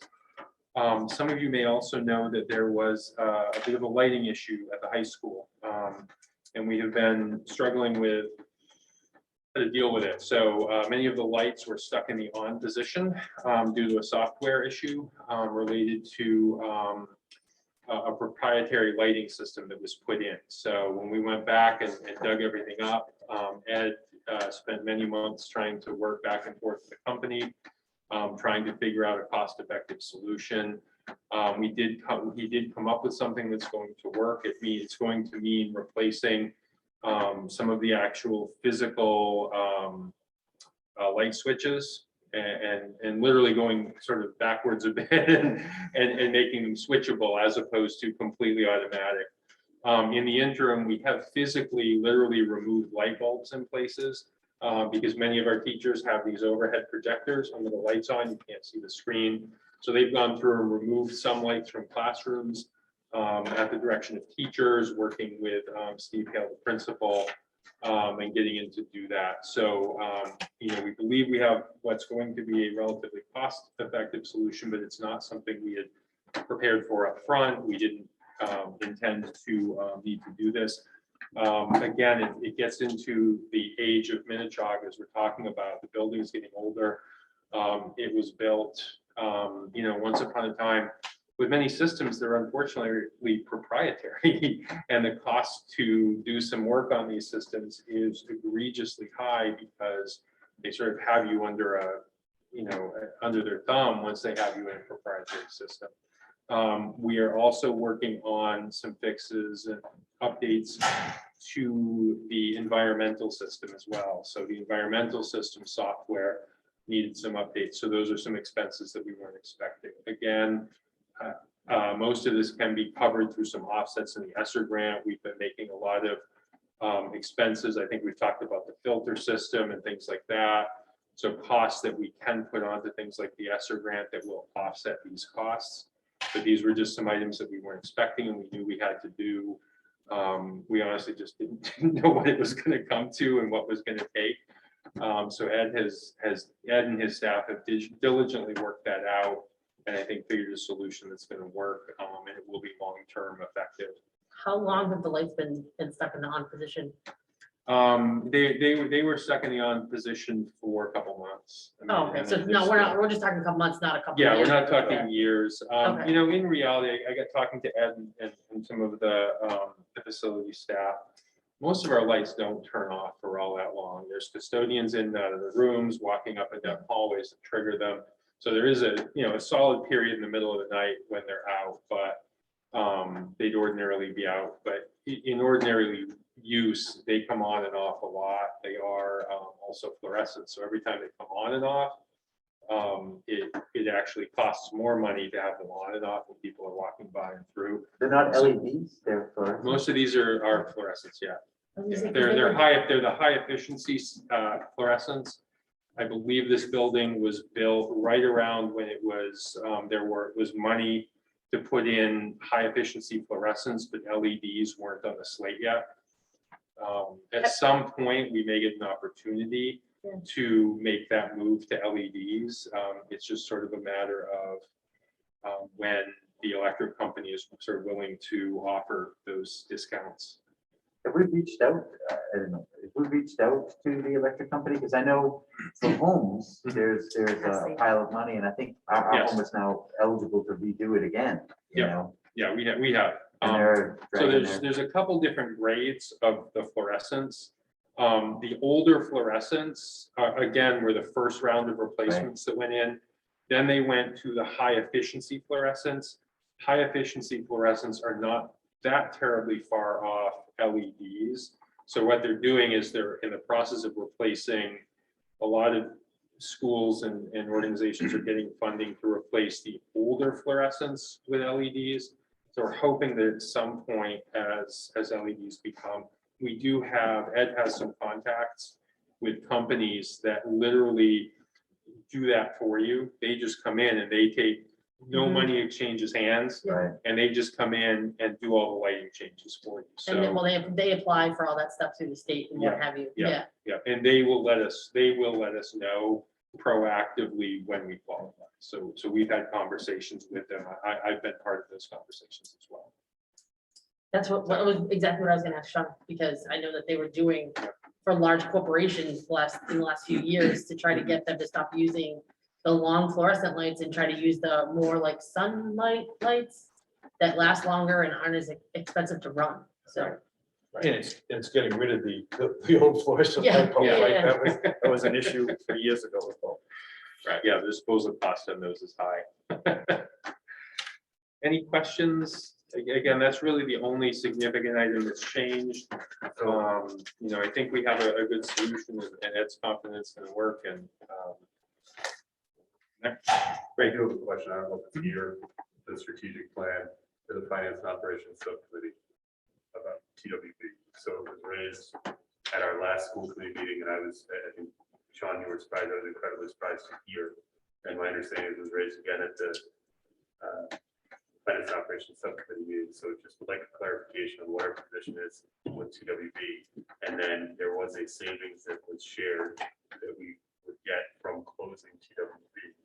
And where are we compared to the dollar amount that we were in front of the two towns saying that we would save by the closure of that way? Yep. Doesn't need to be today. No, absolutely. Okay, yeah. Not familiar with what was promised, but I'll try to find that. I think what they're looking for right now is the cost of running of what TWB is. Yeah. And what it cost when we were fully operational there. I say fully operational, but when it was a school. But it's broader than that, so it's a clarification of what is the status of the building. Yep. And Okay. when we had gone through the realignment, it was that the building was closing. And then the comment last meeting is, well, it's always been intended to have it back as a school. Yep. Which was juxtaposed to what was shared, whatever that was 5 years ago. 4 Sure, years ago. sure, absolutely. So just clarification, that's all. Yep. Thank you. B is the donation from last time. This is the Mistasic Memorial Fund for $600. Motion accepted. Second. Mary, did you get that? All in favor? Aye. Any opposed? And then finally, there have been some conversations about retention, things like that. And we thought we'd do a little research. This isn't, maybe everything available. We wanted to start looking at, what does some comparative retention information look like? So I've got up on the screen, I've shared screen, Hamden Wilbraham versus the state. I also have, this comes from a large Excel spreadsheet where I've pulled every school district's retention data. The state provides teacher retention data, so this doesn't cover other positions, right? So it'd be a lot harder for us to do comparative data across other districts. Look at what sort of normative data might be, but we could compare district to district. For the most part, year to year, we fall in the 180th sort of point out of about 400 school districts statewide. So, right around in the middle, you can see in 2020, our teacher retention fell to 84.2. That was a lot of districts get some variance with COVID, a lot of early retirements.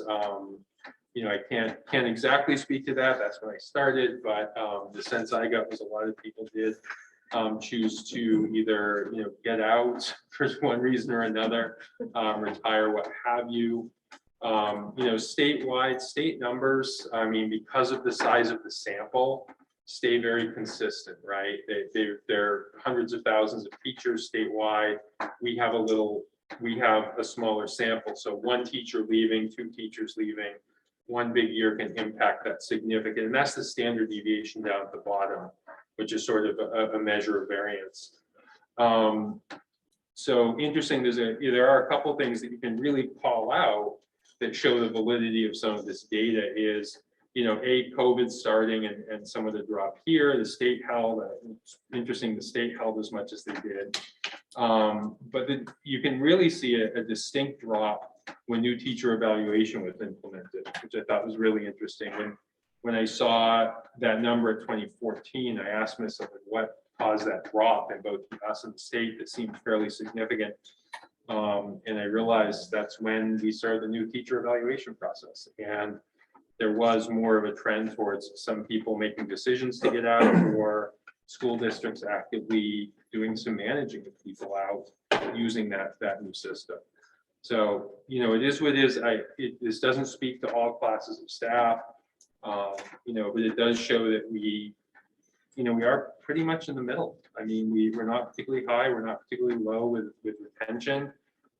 We expect some people to leave. It's normal. Some people we need to manage out. Some people see opportunities elsewhere. Some people just get sick of Superintendent Ganem and they, for whatever reason. Well, and actually, I will say, if Superintendent Ganem, what year were you hired? Yes, look at that, please, would you? So, I guess you could look, and we've joked about this in the office, that I believe Superintendent Ganem was hired in 2017. You will see our retention jumped up by over a point when Superintendent Ganem was hired. Again, Nice not recovery. attributing it to Superintendent Ganem. Nice recovery. I'm trying to recover on that. But we've joked about that around the office, but for whatever reason, people decide to leave. They decide to leave. I don't think, there's a huge band in the middle. That sort of middle band of school districts is very wide. Overall, 85 to 92% is where probably 90% of the school districts fall, right? It's very, teaching in general is a high retention job. One of the things I wanted you to know that we're working on is an exit survey for staff. So as we look at this and we think about the fact that, you know, whether or not we statistically think that it's accurate or whatnot, you know, someone raised concern about it. We'd like to know, okay, let's ask, why are people leaving? What are the reasons, right? If they're all being promoted to better positions or retiring, hey, great for us, right? We're building people who can go on to things. And we should also take, if there's negative feedback or constructive feedback that we can take from that, I hope we can take that and build from that opportunity. So I'm this month going to start working on that, and hopefully it will be something that by the end of this year, as we have the normal end of year transition of staff, we'll be able to offer an exit survey to everyone who leaves for whatever reason. Give us a little bit of information, more information than we have now. No, it's good to know. It's very, very interesting to see those numbers. Thanks for doing that. Thank you. Thank you, Aaron. And I think that's it for me. So we move on to subcommittee updates. So we'll start with the curriculum subcommittee. Cheryl. Okay, so, there's been a lot of talk as to, I haven't, I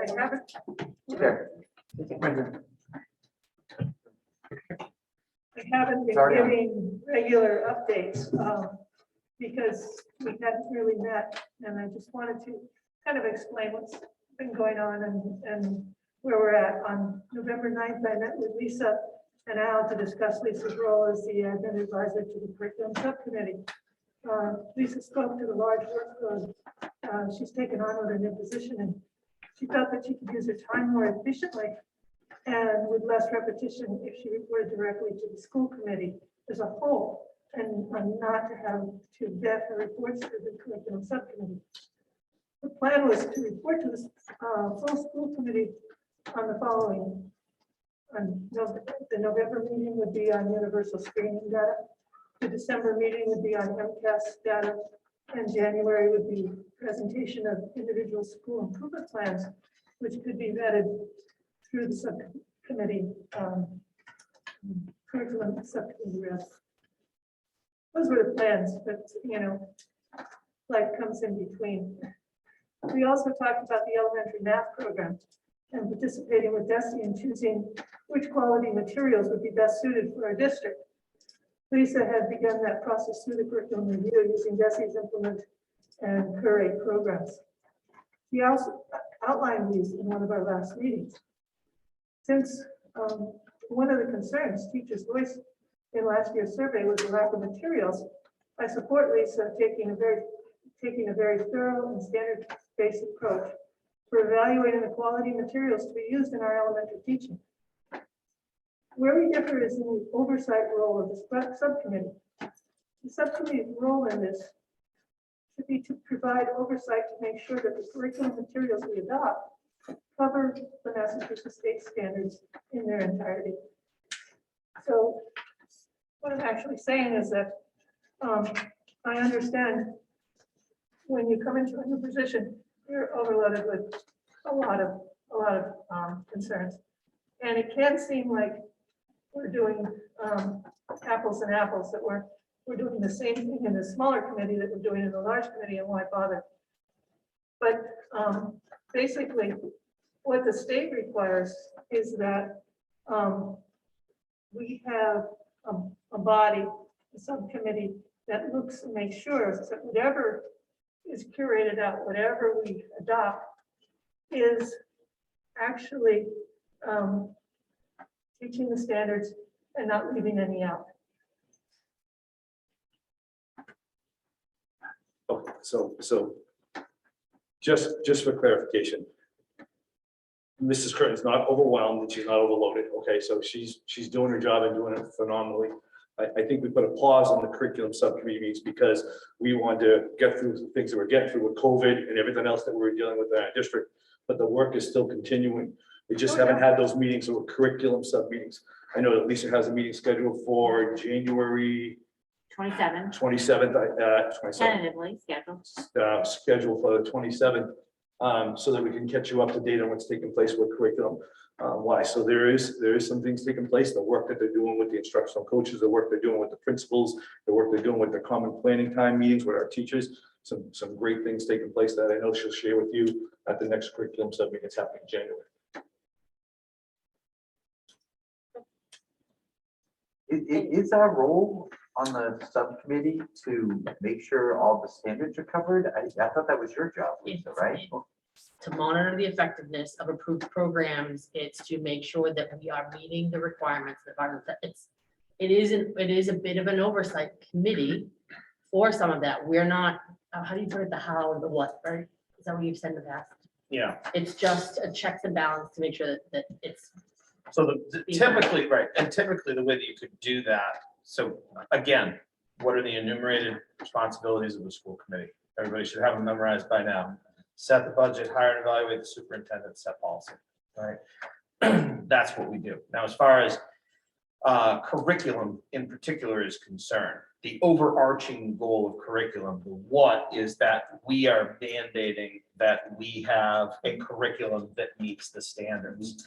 The how is basically Lisa, and then Lisa basically comes back to the full committee or the subcommittee and basically reports out on how that's going. So that's where the oversight that's where the division in that oversight comes in. And that's, it can be the purview of the subcommittee, and then the subcommittee would report back to the full committee. well, the majority of school committees have subcommittees for curriculum that they review textbooks adoptions, That's perfectly acceptable. they review the course additions or deletions, like the programs of studies, things like that. As do we. Yep. Yep. But I think part of it was because of the amount of business we had to do during the regular meeting. A lot of them were broken into subcommittees so that the subcommittee would bring it forward as a recommendation, say this. And so they would have vetted it out, so we don't have to do it during the school committee meeting. Is the Right. way I took that from the inclusive MASC. Yeah, and I think the textbook thing is absolutely correct. So several years ago, when we were looking for a new math series, this was actually before I came on board. It was put out, and I think Mrs. Gordon was on the committee at the time, but vetting math series. So that right there is absolutely something that you would include curriculum sub on. Course Can I jump corrections, in there? deletions, can I finish? Course additions, corrections, deletions, things like that. Again, those are things that, we as a full committee do review and report on. If we want to handle it at the subcommittee level, I think that's fine. I mean, that's generally the purpose of the subcommittee, so I think there's always been kind of misconception of the expectation of subcommittee.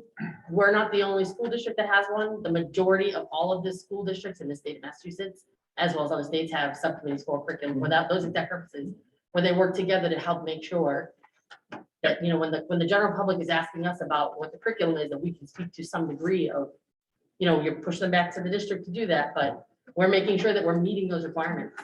We're making sure that we're mandating them to meet those requirements, and we're overseeing what is done by her through him. So our evaluation of Al is basically a referendum on how she's doing on her job because Al hired her. Mhm. So that's the oversight. And, again, if we go back to the Massachusetts Education Reform Act of '93, there's very specific language in the law that speaks to where school committees need to have their limits, because what was happening is just that school committees were becoming so intricately intertwined with the day-to-day operations of the school districts that they were basically influencing the hiring of teachers, the hiring of principals, what was exactly going to be taught. And it literally became a situation where some school districts just fell flat on their face because they were led by people who were completely incompetent and unqualified. I appreciate the Henry, but can we, Cheryl, you had a point you want to? Well, my point was that the only thing, if you go into MASC and look at what they put down for the roles of each committee, the only thing they have for the curriculum committee is to basically not even evaluate new textbooks, but to approve them. There's a whole method, and Bill's right, we spent a lot of time when Tim Connor ran the evaluation of the new math series. That took months and months and months. It's not the role of the school committees, subcommittee. The role is, at the end of the day, to weigh in on what. The role of the school, right, the role of the school committee was basically to look at, what happened was, I think there were 3 different math series that came out, of which Big Ideas was one of them, and then it got brought to the school committee. And the curriculum subcommittee basically just kind of hammered that out. Yeah, Was I pandering? there were two. I used the wrong word. I think I was pandering. So I think there's a meeting, I think there's I meant to say. so I think there's a meeting. So like, I think there's a meeting scheduled for January 27th, or a tentative one that we want to schedule for curriculum. I think this will be a great conversation to have in that meeting as well too. Okay, sure, is the point of you reading that because you haven't been meeting and you want to meet? I've gotten questions from different committee members as to why, when they ask, do you have anything to say for the curriculum update? I say I have nothing to say for the curriculum update. We had this meeting, and so I've been doing my due diligence, kind of looking through, like going over the chart the course, talking to people who have been on committees before, and just trying to get a sense, because some of the subcommittees are very well thought out and presented as to what the recommendations are that you do in the subcommittee. Not so much for curriculum. It's basically you are kind of the last word in picking a new series. You can't pick a new textbook series without the curriculum committee weighing in. But other than that, you want to make sure that the standards are being taught in any new materials you buy. So that's pretty much what I was saying. 2 quick things. So as we approach hour number 2, if we think back to Dorothy Presser and Tracy Novick as we worked about how we have more effective meetings, one of the things that they brought up is that we do far too much as a whole committee. It could be handled at a subcommittee level, and then it's more of a report out from the meeting standpoint. So just to remember that. With that being said, the one thing I would ask, given our math performance on last year's M test, could we have the math portion not necessarily be a subcommittee meeting, but could that be a broader report out on what we're doing to address our math potential? Thank you. So I think that's real important, Patrick, what you just said. So even when we did the program of study, we did it through curriculum sub last year. I think it was maybe last year. And then I heard from other people that that should have been the whole school committee to be able to look at. So there's certain things we're trying to decide that can be done just in curriculum sub, and there are other things that are bigger and broader scope that we want to do in front of the school committee. So again, January 27th, is that what we're looking at as a tentative date for that? Yep. Does that work for Lisa? I think it's you, Cheryl, and Michelle. Isn't it the subcommittee that sets that?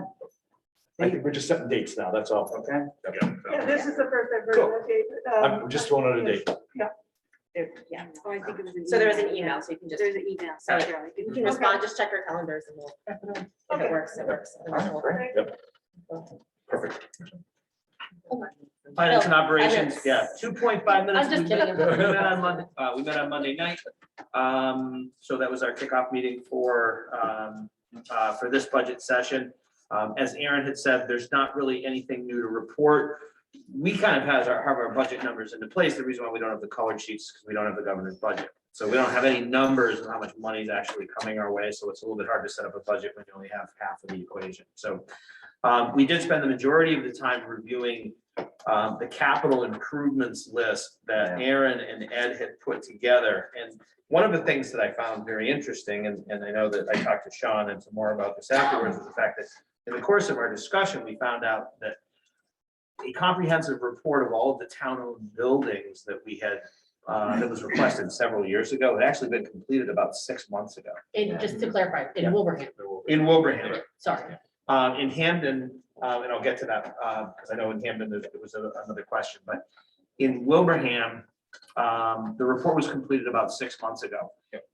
Did you get a copy of the We have report? it now. Ed and I have started picking it apart to pull the school information out, and we next 7, 8, week 9. will be, so the whole report is Did you guys get it? Did we send it to everybody or no? I think it went out, yeah. So like I think it only went to Probably us. just under Yeah, that. okay, we'll make sure, Right, can you just right. make sure that they, the whole school committee gets So, that? and when I say we, I mean Ed picked it all Yeah. apart. Thank you for I being will honest. defer, and I know Aaron made wonderful copies. And there's a Even the copy- copies are making There's this a unbelievable. copy sitting on my table. It's I know what most of it looks like. We've It's skimmed through it, but 249 it's pages. a lot of information. And we're gonna look at what matches up with what we have and see if their numbers match our numbers. Yeah, so they didn't have, I mean, when I looked at the report, Yeah. they didn't have prices associated with, it. They just had, what are the capital needs? I didn't see any estimates on there. Building 7, 8, 9, 10, 11, I thought the report was really screwy the way that it was set up, because rather than breaking it down by building and then putting the needs for HVAC, electrical, parking, structure, they basically did the whole report and then they broke it out by HVAC and then what each building needs. So you really, if it's not written very well in terms of organizational clarity, you have to go back and actually Yeah, go down to each part. Maybe that was their way in which to ensure that you would that's, read my more of it. understanding is that's architect formatting or engineering formatting.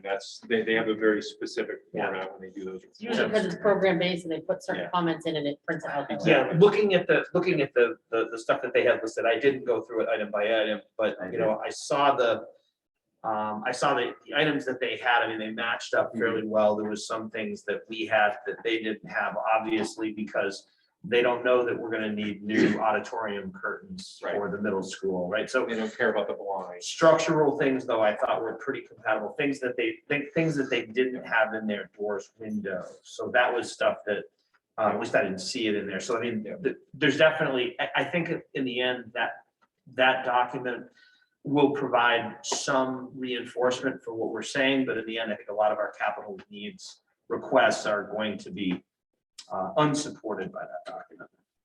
So, Also, too, Agreed. when I read through it, and I'm trying to, I of course highlighted it and I can't find it now, but that what the town gave them when they put the plan together was basically just a list of what they thought the capital needs were. Hmm. It wasn't like they didn't get the plans, they didn't get, there's all kinds of stuff that I would have thought would have been part of this plan that wasn't included.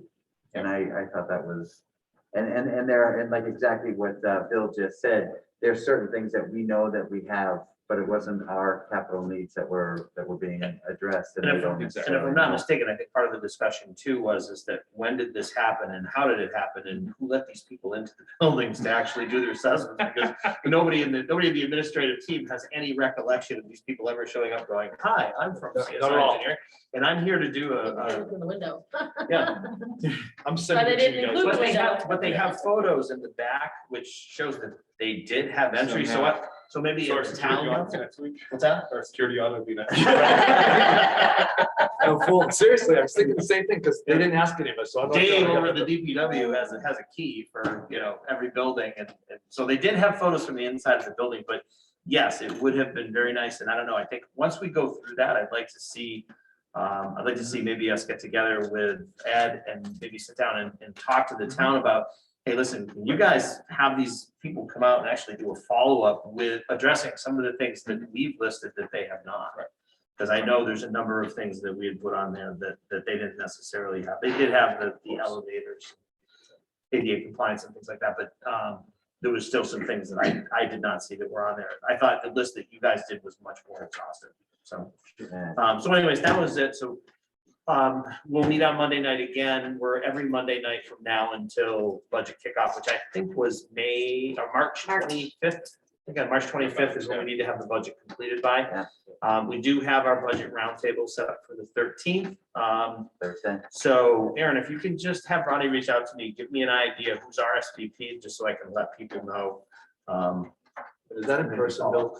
I'm sorry. Is it- It's in person, but there is a Zoom link. I would prefer to have as many people in person as possible. Again, for two reasons. Number one is it definitely increases the viability of the interchange if you have people in the room looking at each other. The other thing is that, again, we're making the kids come to school. So if we're making the kids come to school, I don't see why there is any reasonable explanation why we would not feel safe ourselves coming here. So, On that, I'm coming from the airport, so ideally flights aren't an issue, but I may have to put the visual if I'm not able to make it there. where are you going, Tanzania? No, just Atlanta. Dubai? He's gonna, we'll be texting you from the Burj Khalifa, the top of it. So anyway, so that's it. Anybody have other questions? Bill, what day was that again? I'm sorry. January 10th, right? January 10th is the subcommittee and January 13th is the roundtable. And I just sent you that report. It's gonna take a while to get to you guys because it's a pretty hefty report, but you guys will have that shortly as well. So. Yeah, that's already been posted. And so the idea behind that is the main pillar of discussion was basically looking at the formula surrounding assessments for the two towns. Basically looking again at the population shift, because we're looking at about a 1% population shift this year. And the budget's $50 million, and 1% population shift is $500,000. So 1% of the population shifts. If the increase in the assessments in Wilbraham is, let's say, $750,000 of that increased assessment, 500 of it just covers population shift. So we want to try to find ways that we can alleviate that, or at least increase awareness.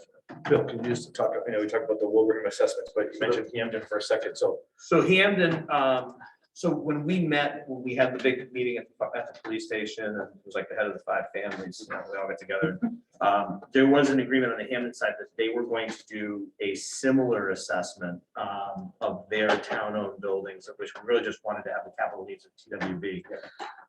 We happen to have a representative from capital planning from Hampden. So where are we with that on the Hampden side? I don't think that they've done one of all the buildings, but they were looking at TWB. We have a meeting, I think it's next Tuesday. Okay. So I will follow up at one of the following finance meetings, Okay, once I have the opportunity to talk to Bob Markle and John Flynn, okay, because they're on the subcommittee with me and. Okay. Things are bleeding into each other, so I don't remember when it was, but we walked both Burgess and Green Meadows with a team from Hampden. Yeah, but that was back during, it was last year. Was that last year? It was, well, we're in 2022 now. Okay, I mean, it wasn't, yeah, This school year. It it was during this in- school it year was in though, the- right? yes, Okay, yes, okay, yes. not that delusional. Yes, but we've had a lot of changes on the capital planning committee, so we'll definitely gonna be inviting you guys back. Oh, It's just absolutely. trying to figure out what the process going forward will be. Okay. Whenever you're ready. that's all I got. Thanks, guys. Thank you. So do anything for the project? No, nothing to report. Corporation side, I do not have anything to report. And for negotiation subcommittee, I also do not have anything to report. We continue to meet and we'll update you at a later time. Just a quick one, Michelle, are we meeting on the 13th? Mhm. Right, okay, I didn't get any invitation for that, and then what time is this meeting for the roundtable gonna be at? Because I have our meeting from 4 to 6. It's at 6:30, the roundtable. Perfect, thank you. If I get the invitation, you could send out those invitations, that'd be helpful. For the roundtable, you guys didn't get an No, I invitation? don't have an invitation for the No. roundtable. No invitation. I know it was I thought scheduled, Ronnie but sent it. I think Ronnie I sent it. think one came she sent today, an email, but I don't know if she sent the meeting invite. Oh, I see, that's. okay. Yeah, Ronnie's posted it. She'll get, I'll have her So get if the you- invites out right If you away. don't mind, Oh, yeah, so you got the posting though, right? because then she probably may need the Zoom I link already in put the case. Zoom in there for her. So she may have been just waiting for the Zoom link. Sean, Yeah, Sean that- likes that's what the it was. invite, so you can put it on your calendar, right? Yeah, so I just, It pops up so you remember. Yeah. I mean, I put in my own Yeah. reminders, Yeah. but then I like to, Yeah, Ronnie did send everyone Send an out separate. email invite to the whole committee. She was probably waiting for the Zoom. Yeah. like Laura said. I didn't get that. 4 o'clock this afternoon. Yeah, I got it too. you got an invite? No, I got the No, she said You posting. get an email with the posting on it, and it Okay. does have the link in it, but, yeah, so she got that today, and she'll add you guys to the invite. If you can help with that, Aaron, that's great for Oh, us, there it is. just to make sure it shows up on the calendar, because it's not on my calendar. So we'll be on to policy. So I'm looking to have a meeting on January 26th, the 27th, that Tuesday or Wednesday. And we'll go over, the MASC released a bunch of new policy updates, more so just looking at what previous ones we've had, maybe adding some that we didn't. And then we'll bring this forward to the committee. And then I was going through with Kate to figure out if there's a couple of questions about policies that had been passed last year. They had been read, but we had made some amendments to them. We had done some readings on them, so we're just trying to clarify going through some of the meeting minutes if they actually passed, specifically the restraint one. Yeah, and so I'll bring that to the next school committee meeting because I'm just working with Kate. That would be really just for us to vote from when Michelle was the chair, but just to make sure we have it cleared and the policies in our manual. Tomorrow, what day were you thinking? Sorry. I have to talk to Gina, Right, too. Gina, Lisa, and Cheryl just to confirm the date, but I was hoping to do that Tuesday or Wednesday. So we just confirmed the 27th, right, for. Either the 25th and the 26th. Okay, gotcha. So we have negotiations that are the working group on the 25th. So can we do the 26th? Sure. Which is a Wednesday. Sure. Cheryl, will that work for you? Yep. So the plan was to do it at like 5 Yeah, that's fine. In the district. in the district office? Yeah.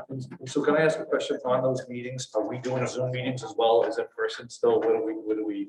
Yes, those will have to be done in person, just because it's, In Zoom? I think it's good to still do the Zoom, the way that the governor kind of put it for the open meeting law, so that people have the option to, I mean, I don't think we need to have the chat or anything like that, it's just Okay. having the owl, Just- if it's available. In Cheryl for your curriculum meeting Zoom as well too, and in person? I don't think we have been doing it Zoom, but in person, we can do them Zoom if you want. It's So more people about can an attend. accessibility that, you know, that,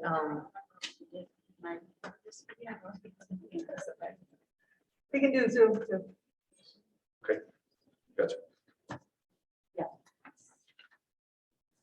Just as a quick point, if you can make the MASC updates, I swear I can make it a minute. I've been carrying this around and it's like before the next votes come up, it would be it would just take really a minute or two. It's just gonna.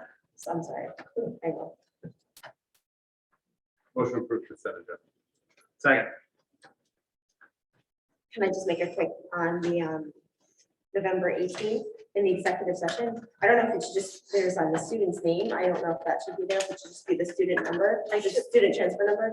Oh, yes, it should not be. And then I don't know if all the other information is needed as well, like the details surrounding that. No, that should have been Yeah, taken out. We Sorry. shouldn't have the executive. Yeah, that's what I was gonna bring up. Yours is the only one. Exactly. I thought I fixed everybody else's, sorry. Oh, okay, okay, So sorry. okay, no problem. So none of that have been released yet. None of it has been released. I realized it Do after you I guys did have the it? You copies. guys don't have it yet, right? You guys have the name of the student transfer and all It that. was on in our drive. In the but Google it's Drive, not In the on Google here. Drive, yeah. It's in the Google Drive, but I realized it and I couldn't fix it. We had a computer problem with, we Sure. couldn't scan today. Yeah. So it shouldn't be. Yeah. Thank you.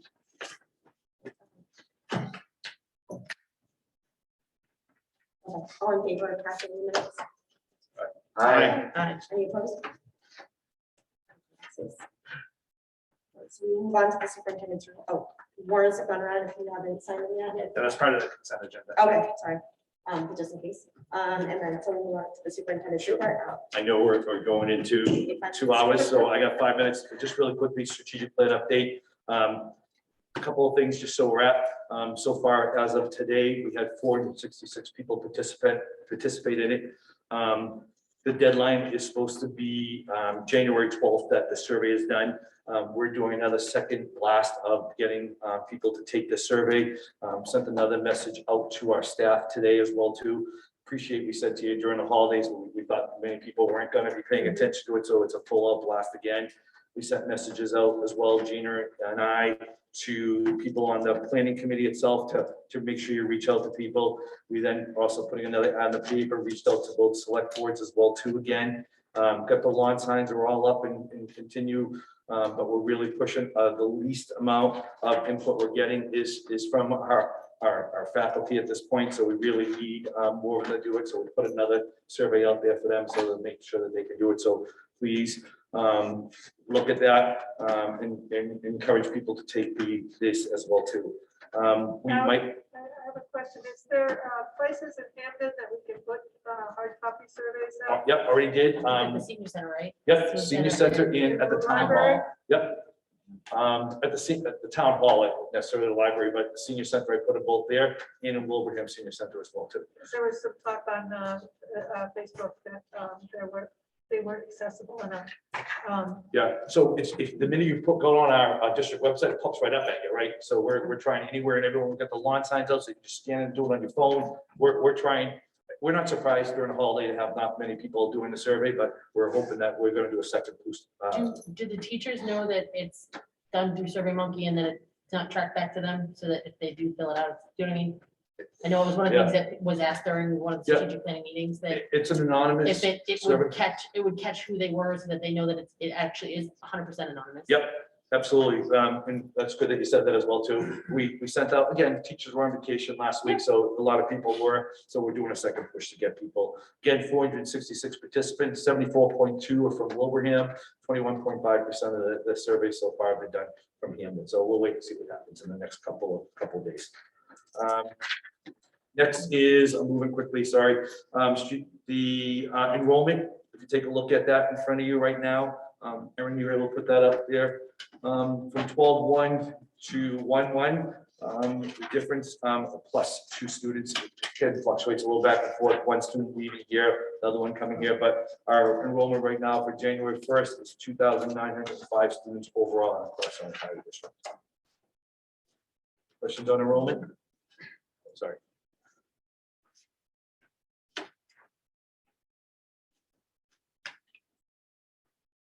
Thank you, Rob. Good. Just, okay. Next is equity audit. Just know that I started to reach out to organizations, I don't really want to say companies, to start coming in and talking to us as a school committee and as administrative team about the ability for them to be doing an equity audit for us. We will keep you guys updated. They're the hot commodity right now. We should have all thought at one point or another of starting an equity audit company ourselves. They're really hard to come by right now. But we're going to line them up to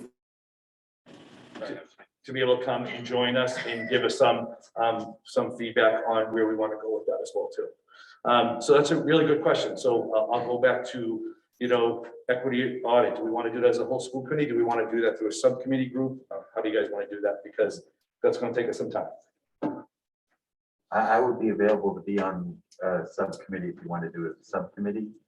Well, I'd have to channel it to a subcommittee, or we can do it a whole school committee, one of the two. So I thought we had tried to do that and then it didn't work.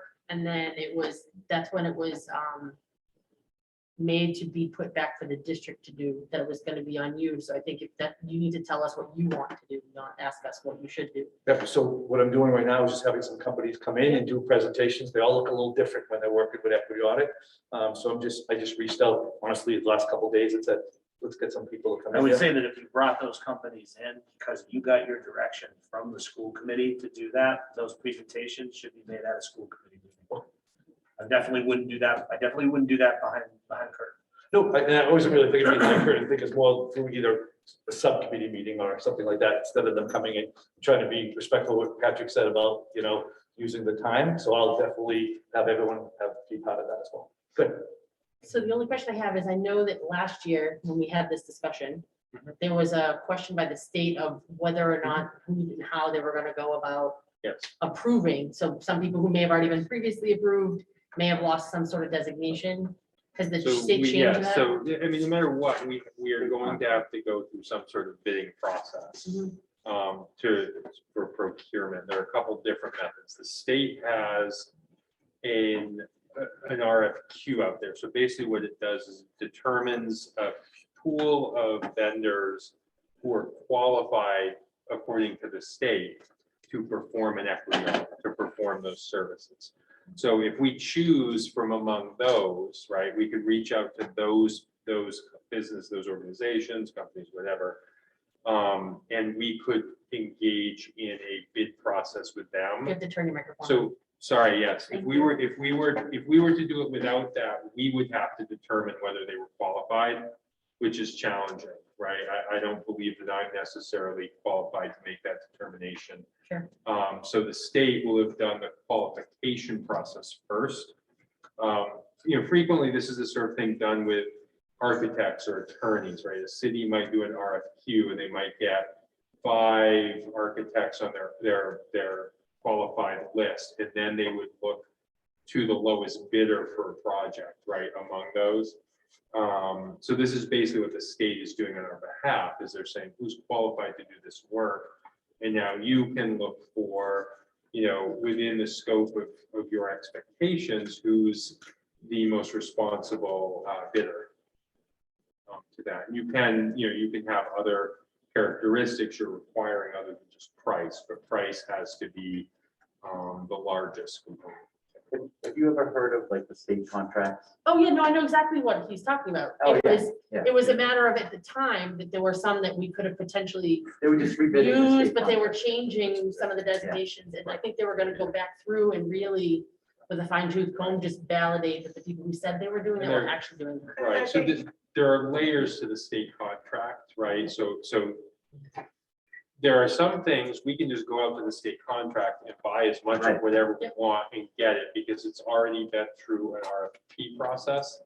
This RFQ process takes it back a layer and just says who's qualified to do the work. You still have to do some work following this to determine price and expectations and things like that. So I would say however you do it, I would make sure that as these companies come forward, that we keep as much stuff regarding this public, including when members of the community will have the chance to come in, hear the presentations and ask questions of the companies.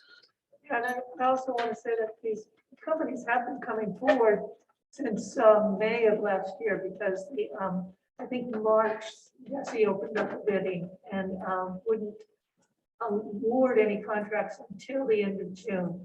And if you put in a contract at that point, before the end of June, you would have had to have it done by the end of June to get paid for it. But you could start applying for your new number.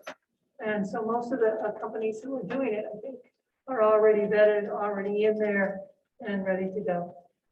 Based on what I saw at the MASC, this is like, these people they have a long list of school districts that they're looking for. Ready to And- come in and do presentations. They are ready and willing to come in. Correct. How many are we talking about when you say bringing people in? So I just started making some of the calls off that list, right? There's a lot of them out there, right? So I gotta listen to them and see, one of the is Mass Institute is the one that was talked about before, so I reached out to them as well too. Mass Insight. Mass Institute, so But there's a desire, Bill, I have a slightly different thought on this. I don't think that needs to run through. If you're gonna bring in 10 people for an interview, I don't necessarily think that needs to run through the full committee. I would encourage, if you want the school committee participation, the public opportunity, do it through a subcommittee, and then if you have 2 finalists, bring the 2 finalists before the school committee or something along those lines. But if you're bringing 10 people in, Why would and we're we gonna do sit an there, that's RFP a tough meeting. to basically outline what we're looking for and then have them bid and present, submit a proposal so you would see versus having to talk to every single one of them? Yeah, and the bid process is important because we're looking at a specific timeline. So it'd be great if you brought Mass Insight in, but then all of a sudden they give us a 25-minute presentation and turn around and say, well, our availability isn't until, July, after July. And that may happen because it's a lot. Right. But I also encourage us to look at what's been done in the Pioneer Valley. I know East Long Meadow had an equity audit, and I think West Side had an equity audit. There's school districts that have done this and reaching out, superintendent to superintendent, were you happy with it? What were the foibles? Is the price range reasonable? That can also winnow down the list. Especially other regional school districts, Yep. because there's a different face of what they encounter at a regional level than you do at a municipal level. So I just want clarity. So we want to have them come into the whole school committee, or you want to do it through a subcommittee? Because I'm not making this decision by myself respectfully, like I want people to sit. and Well, no, listen that's to our this. job because we told you to do it. So, I mean, the way that I see it is, I wouldn't mind an initial vetting process to go through, but I would set up a very strict set of parameters as far as what it is that we're looking for. Most importantly, is the availability to do it. And then once you have a list of, let's say, 5 companies, then we can have the companies come in and give a presentation. And at that point, if the subcommittee wants to work, if somebody wants to work, kind of behind the scenes, I think that's great. But once we get down to the who we think the finalists are, then I do think it's very important that the members of the community have the opportunity to know who those companies are and to be able to ask questions. I think either way, even if you do it as a subcommittee, it's gotta be publicly posted. It does, so yes. The general public's gonna know whether they meet at a sub level or, I mean, it could be a separate meeting that people want to attend, then they can, and it's posted, you know what I mean? It doesn't have to be specifically on a Thursday, we can pick another night that would work for the committee to Just as participate. long as it's posted. And it's, yeah, it could publicly be available. just that one topic, nothing else. Sure. So listen, we had our longest meeting ever with this equity audit conversation, so this will absolutely be a public meeting when they Yeah, come oh, in. yeah, no, It won't just be happening in the superintendent's Yep. district office, like it's gonna be, Yep. so everyone has the ability to hear and listen and make a decision together. Good. Okay, any other questions on that? Sorry, I didn't mean to spend that long on that. Al, if you need some help with the initial cuts or however you do it, I'd be more than happy to help. Great, appreciate that. Last is my superintendent's goals. I made some adjustments and changes based on our last school committee meeting. Well, actually, it was a couple school committee meetings ago on December 16th. Took the minutes from that, made some changes. I'd like to take a look at these as well too, if you could. And let me know. You should have them not only as a hard copy, but also in terms of I think they're in the drive as well too. Erin, is that correct? Were they in the drive? Yes. Were they They're in the posted drive. later? Yeah, We they're did, yeah, we finished them like at 5:05, John, but they were in the All drive. right. That's right. 4:59 maybe.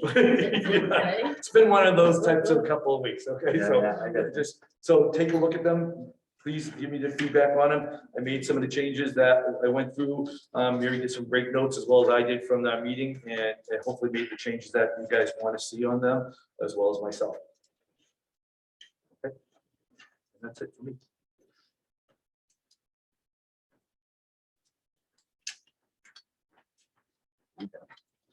Yeah. We have, Don't we? We need to vote on We have it to vote today. on his goals.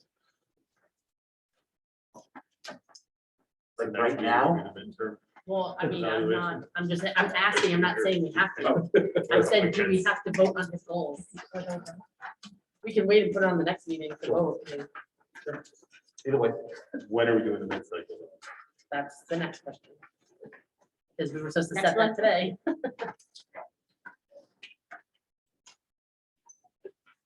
That would be on my count, but- no, I would vote on the goals this time, and that way, Cal, you can prepare your artifacts. And, For the next meeting. Motion to accept superintendent goals for 21-22. second,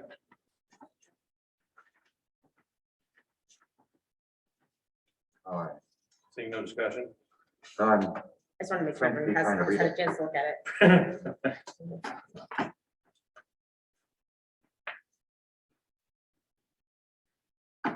Cal, it's a great opportunity for you. You get your goals, you know exactly what your artifacts are, you just gotta mold your. We mold your really goals have around to your artifact artifacts. in the next meeting. Can I have just one more? No, you can have, Even it's, for a cycle. Can I have just one more? well, We because do the from next a- one with the winner. Okay. from a procedural standpoint, I think it's incredibly important for us to approve the goals. Yes. Because you have to assemble, like we talked about before, you were going to do a more pointed presentation of your artifacts. Yeah. So you were basically going to have, goal number one, I got snowed in, well, yeah. goal number one, and then this is, these are the artifacts that I have in support of goal number one, goal number two, right? Yep. So, it's important for us to be able to give you that information. If you don't have it for a couple of weeks, that's fine, but, at least we're giving you the parameters. Otherwise, we're not giving you any information to go on as far as what you're supposed to be putting together for artifacts for goals, because you don't technically have to. I agree. So, which means So, maybe we I'm- still I- February Please 4th. know I'm not looking at my phone That's as what I'm looking at my calendar here. February 3rd. February 3rd, okay with The everybody? mid-cycle. Going mid-cycle So it's not review? the next meeting, but the following Oh, meeting. really? Being very generous, thank you. The February third? 3rd it is. What's wrong with the third? It's just the day after Groundhog Day. That's a big day. Okay, Bill, Very Murray. eventually. Just kidding, but that's funny that you just Bill. We're celebrating Groundhog Day this year. It's all there is to it. So all in An favor of. underrepresented holiday. Aye. Aye. No opposed, motion carries. Yep. So, upcoming agenda items. You don't have anything? Can we do, Like this. do we have the ability to do his update now? Real quick. it's not on the agenda. Well, it is technically listed. That's, That's, I can do it right now if you want, or How long you need? I need 90 seconds. Great, let's do it. It's not, Really? I would have to- I don't think so. Yeah, because it's not on the, It's not. it's not There's on the agenda. reasonable expectation that would have been on the agenda. Yep, All right. we will make sure that it's on the next agenda. I'm just saying. I know, we've talked about it for so long and so the thing of it is we're not gonna be rehashing any new material. All he's doing is reporting out what the resolutions committee voted. So, Well, we received it all in the mail. Oh, yeah, Yeah. just mark it. right, I know. we're just making Yeah, it, I have a little more, just making it public. But I don't think there's anything, because we're not deliberating anything, we're just giving a report, but I'm fine, whichever way the committee wants to go. Good with me. And since it's not on the agenda, and that's typically what we're saying about other things that are not on the agenda, I think we'll follow course with that. And we'll put it on the next one, Sean. I promise you it'll be very quick. I'll remind her when she asks me, hey, what else did we forget? I'm like, Sean Kennedy. Thank you. Anything else? There's no public. Does anyone have anything else they want on the next agenda? School improvement plans, I think it was in. Yep, that's it. And we also have for the year-long agenda that Patrick and I worked so diligently on, system-wide curriculum overview and student services update. But I think we just did that. We've been Gina will working present kind of, next one. Tina, we've been working with you doing that kind of ongoing. Yeah. And then technology plan with you. Did we want to talk about bringing back the technology subcommittee? I'll put that on for them. Yeah. Yeah, let's talk about that for the next meeting. Who was on it before? I was, You, you me, and were, Patrick. and Patrick, right? Okay. Did we have that committee this year? Did we? No. No. We haven't met at all. We We did, we rolled kind of, it in under the finance and operations subcommittee 3 years ago. Yeah, Said it would that's- be done on an ad hoc basis. and I think that's probably where we can leave it. And just kind of work around it. I mean, I hate to call it another, remember, because we were doing that where we were doing like piggyback meetings and then we were doing the regular meetings. So we were here from like 4 to 11. Well, but we also talked about the technology aspect at the finance meeting, because one of the things that came up was the question of the insurance that we went through Right, and the right. policy that we talked about, or the procedure for that, and if families had actually signed up, so that definitely would be a good topic for the next meeting. Anything else? And I think also we're scheduling the MASC to come join the school committee for our next meeting as well too. Nope, that's. Coming future. up. What is Yeah. happening with that? Your favorite thing, they're coming to visit. We like Dorothy. Training. And Actually, our field rep is a different person. Well, let's find out let's find out what's being offered. And what's Anything on the else? menu. Make a motion to adjourn. Second. Roll call vote. Bill, Aye. Cheryl. Sean, Aye. Patrick, Aye. Lisa. Hi. Lauren. Hi. Myself, I meeting adjourned. It is 8:29. Pretty good. 2.5 hours.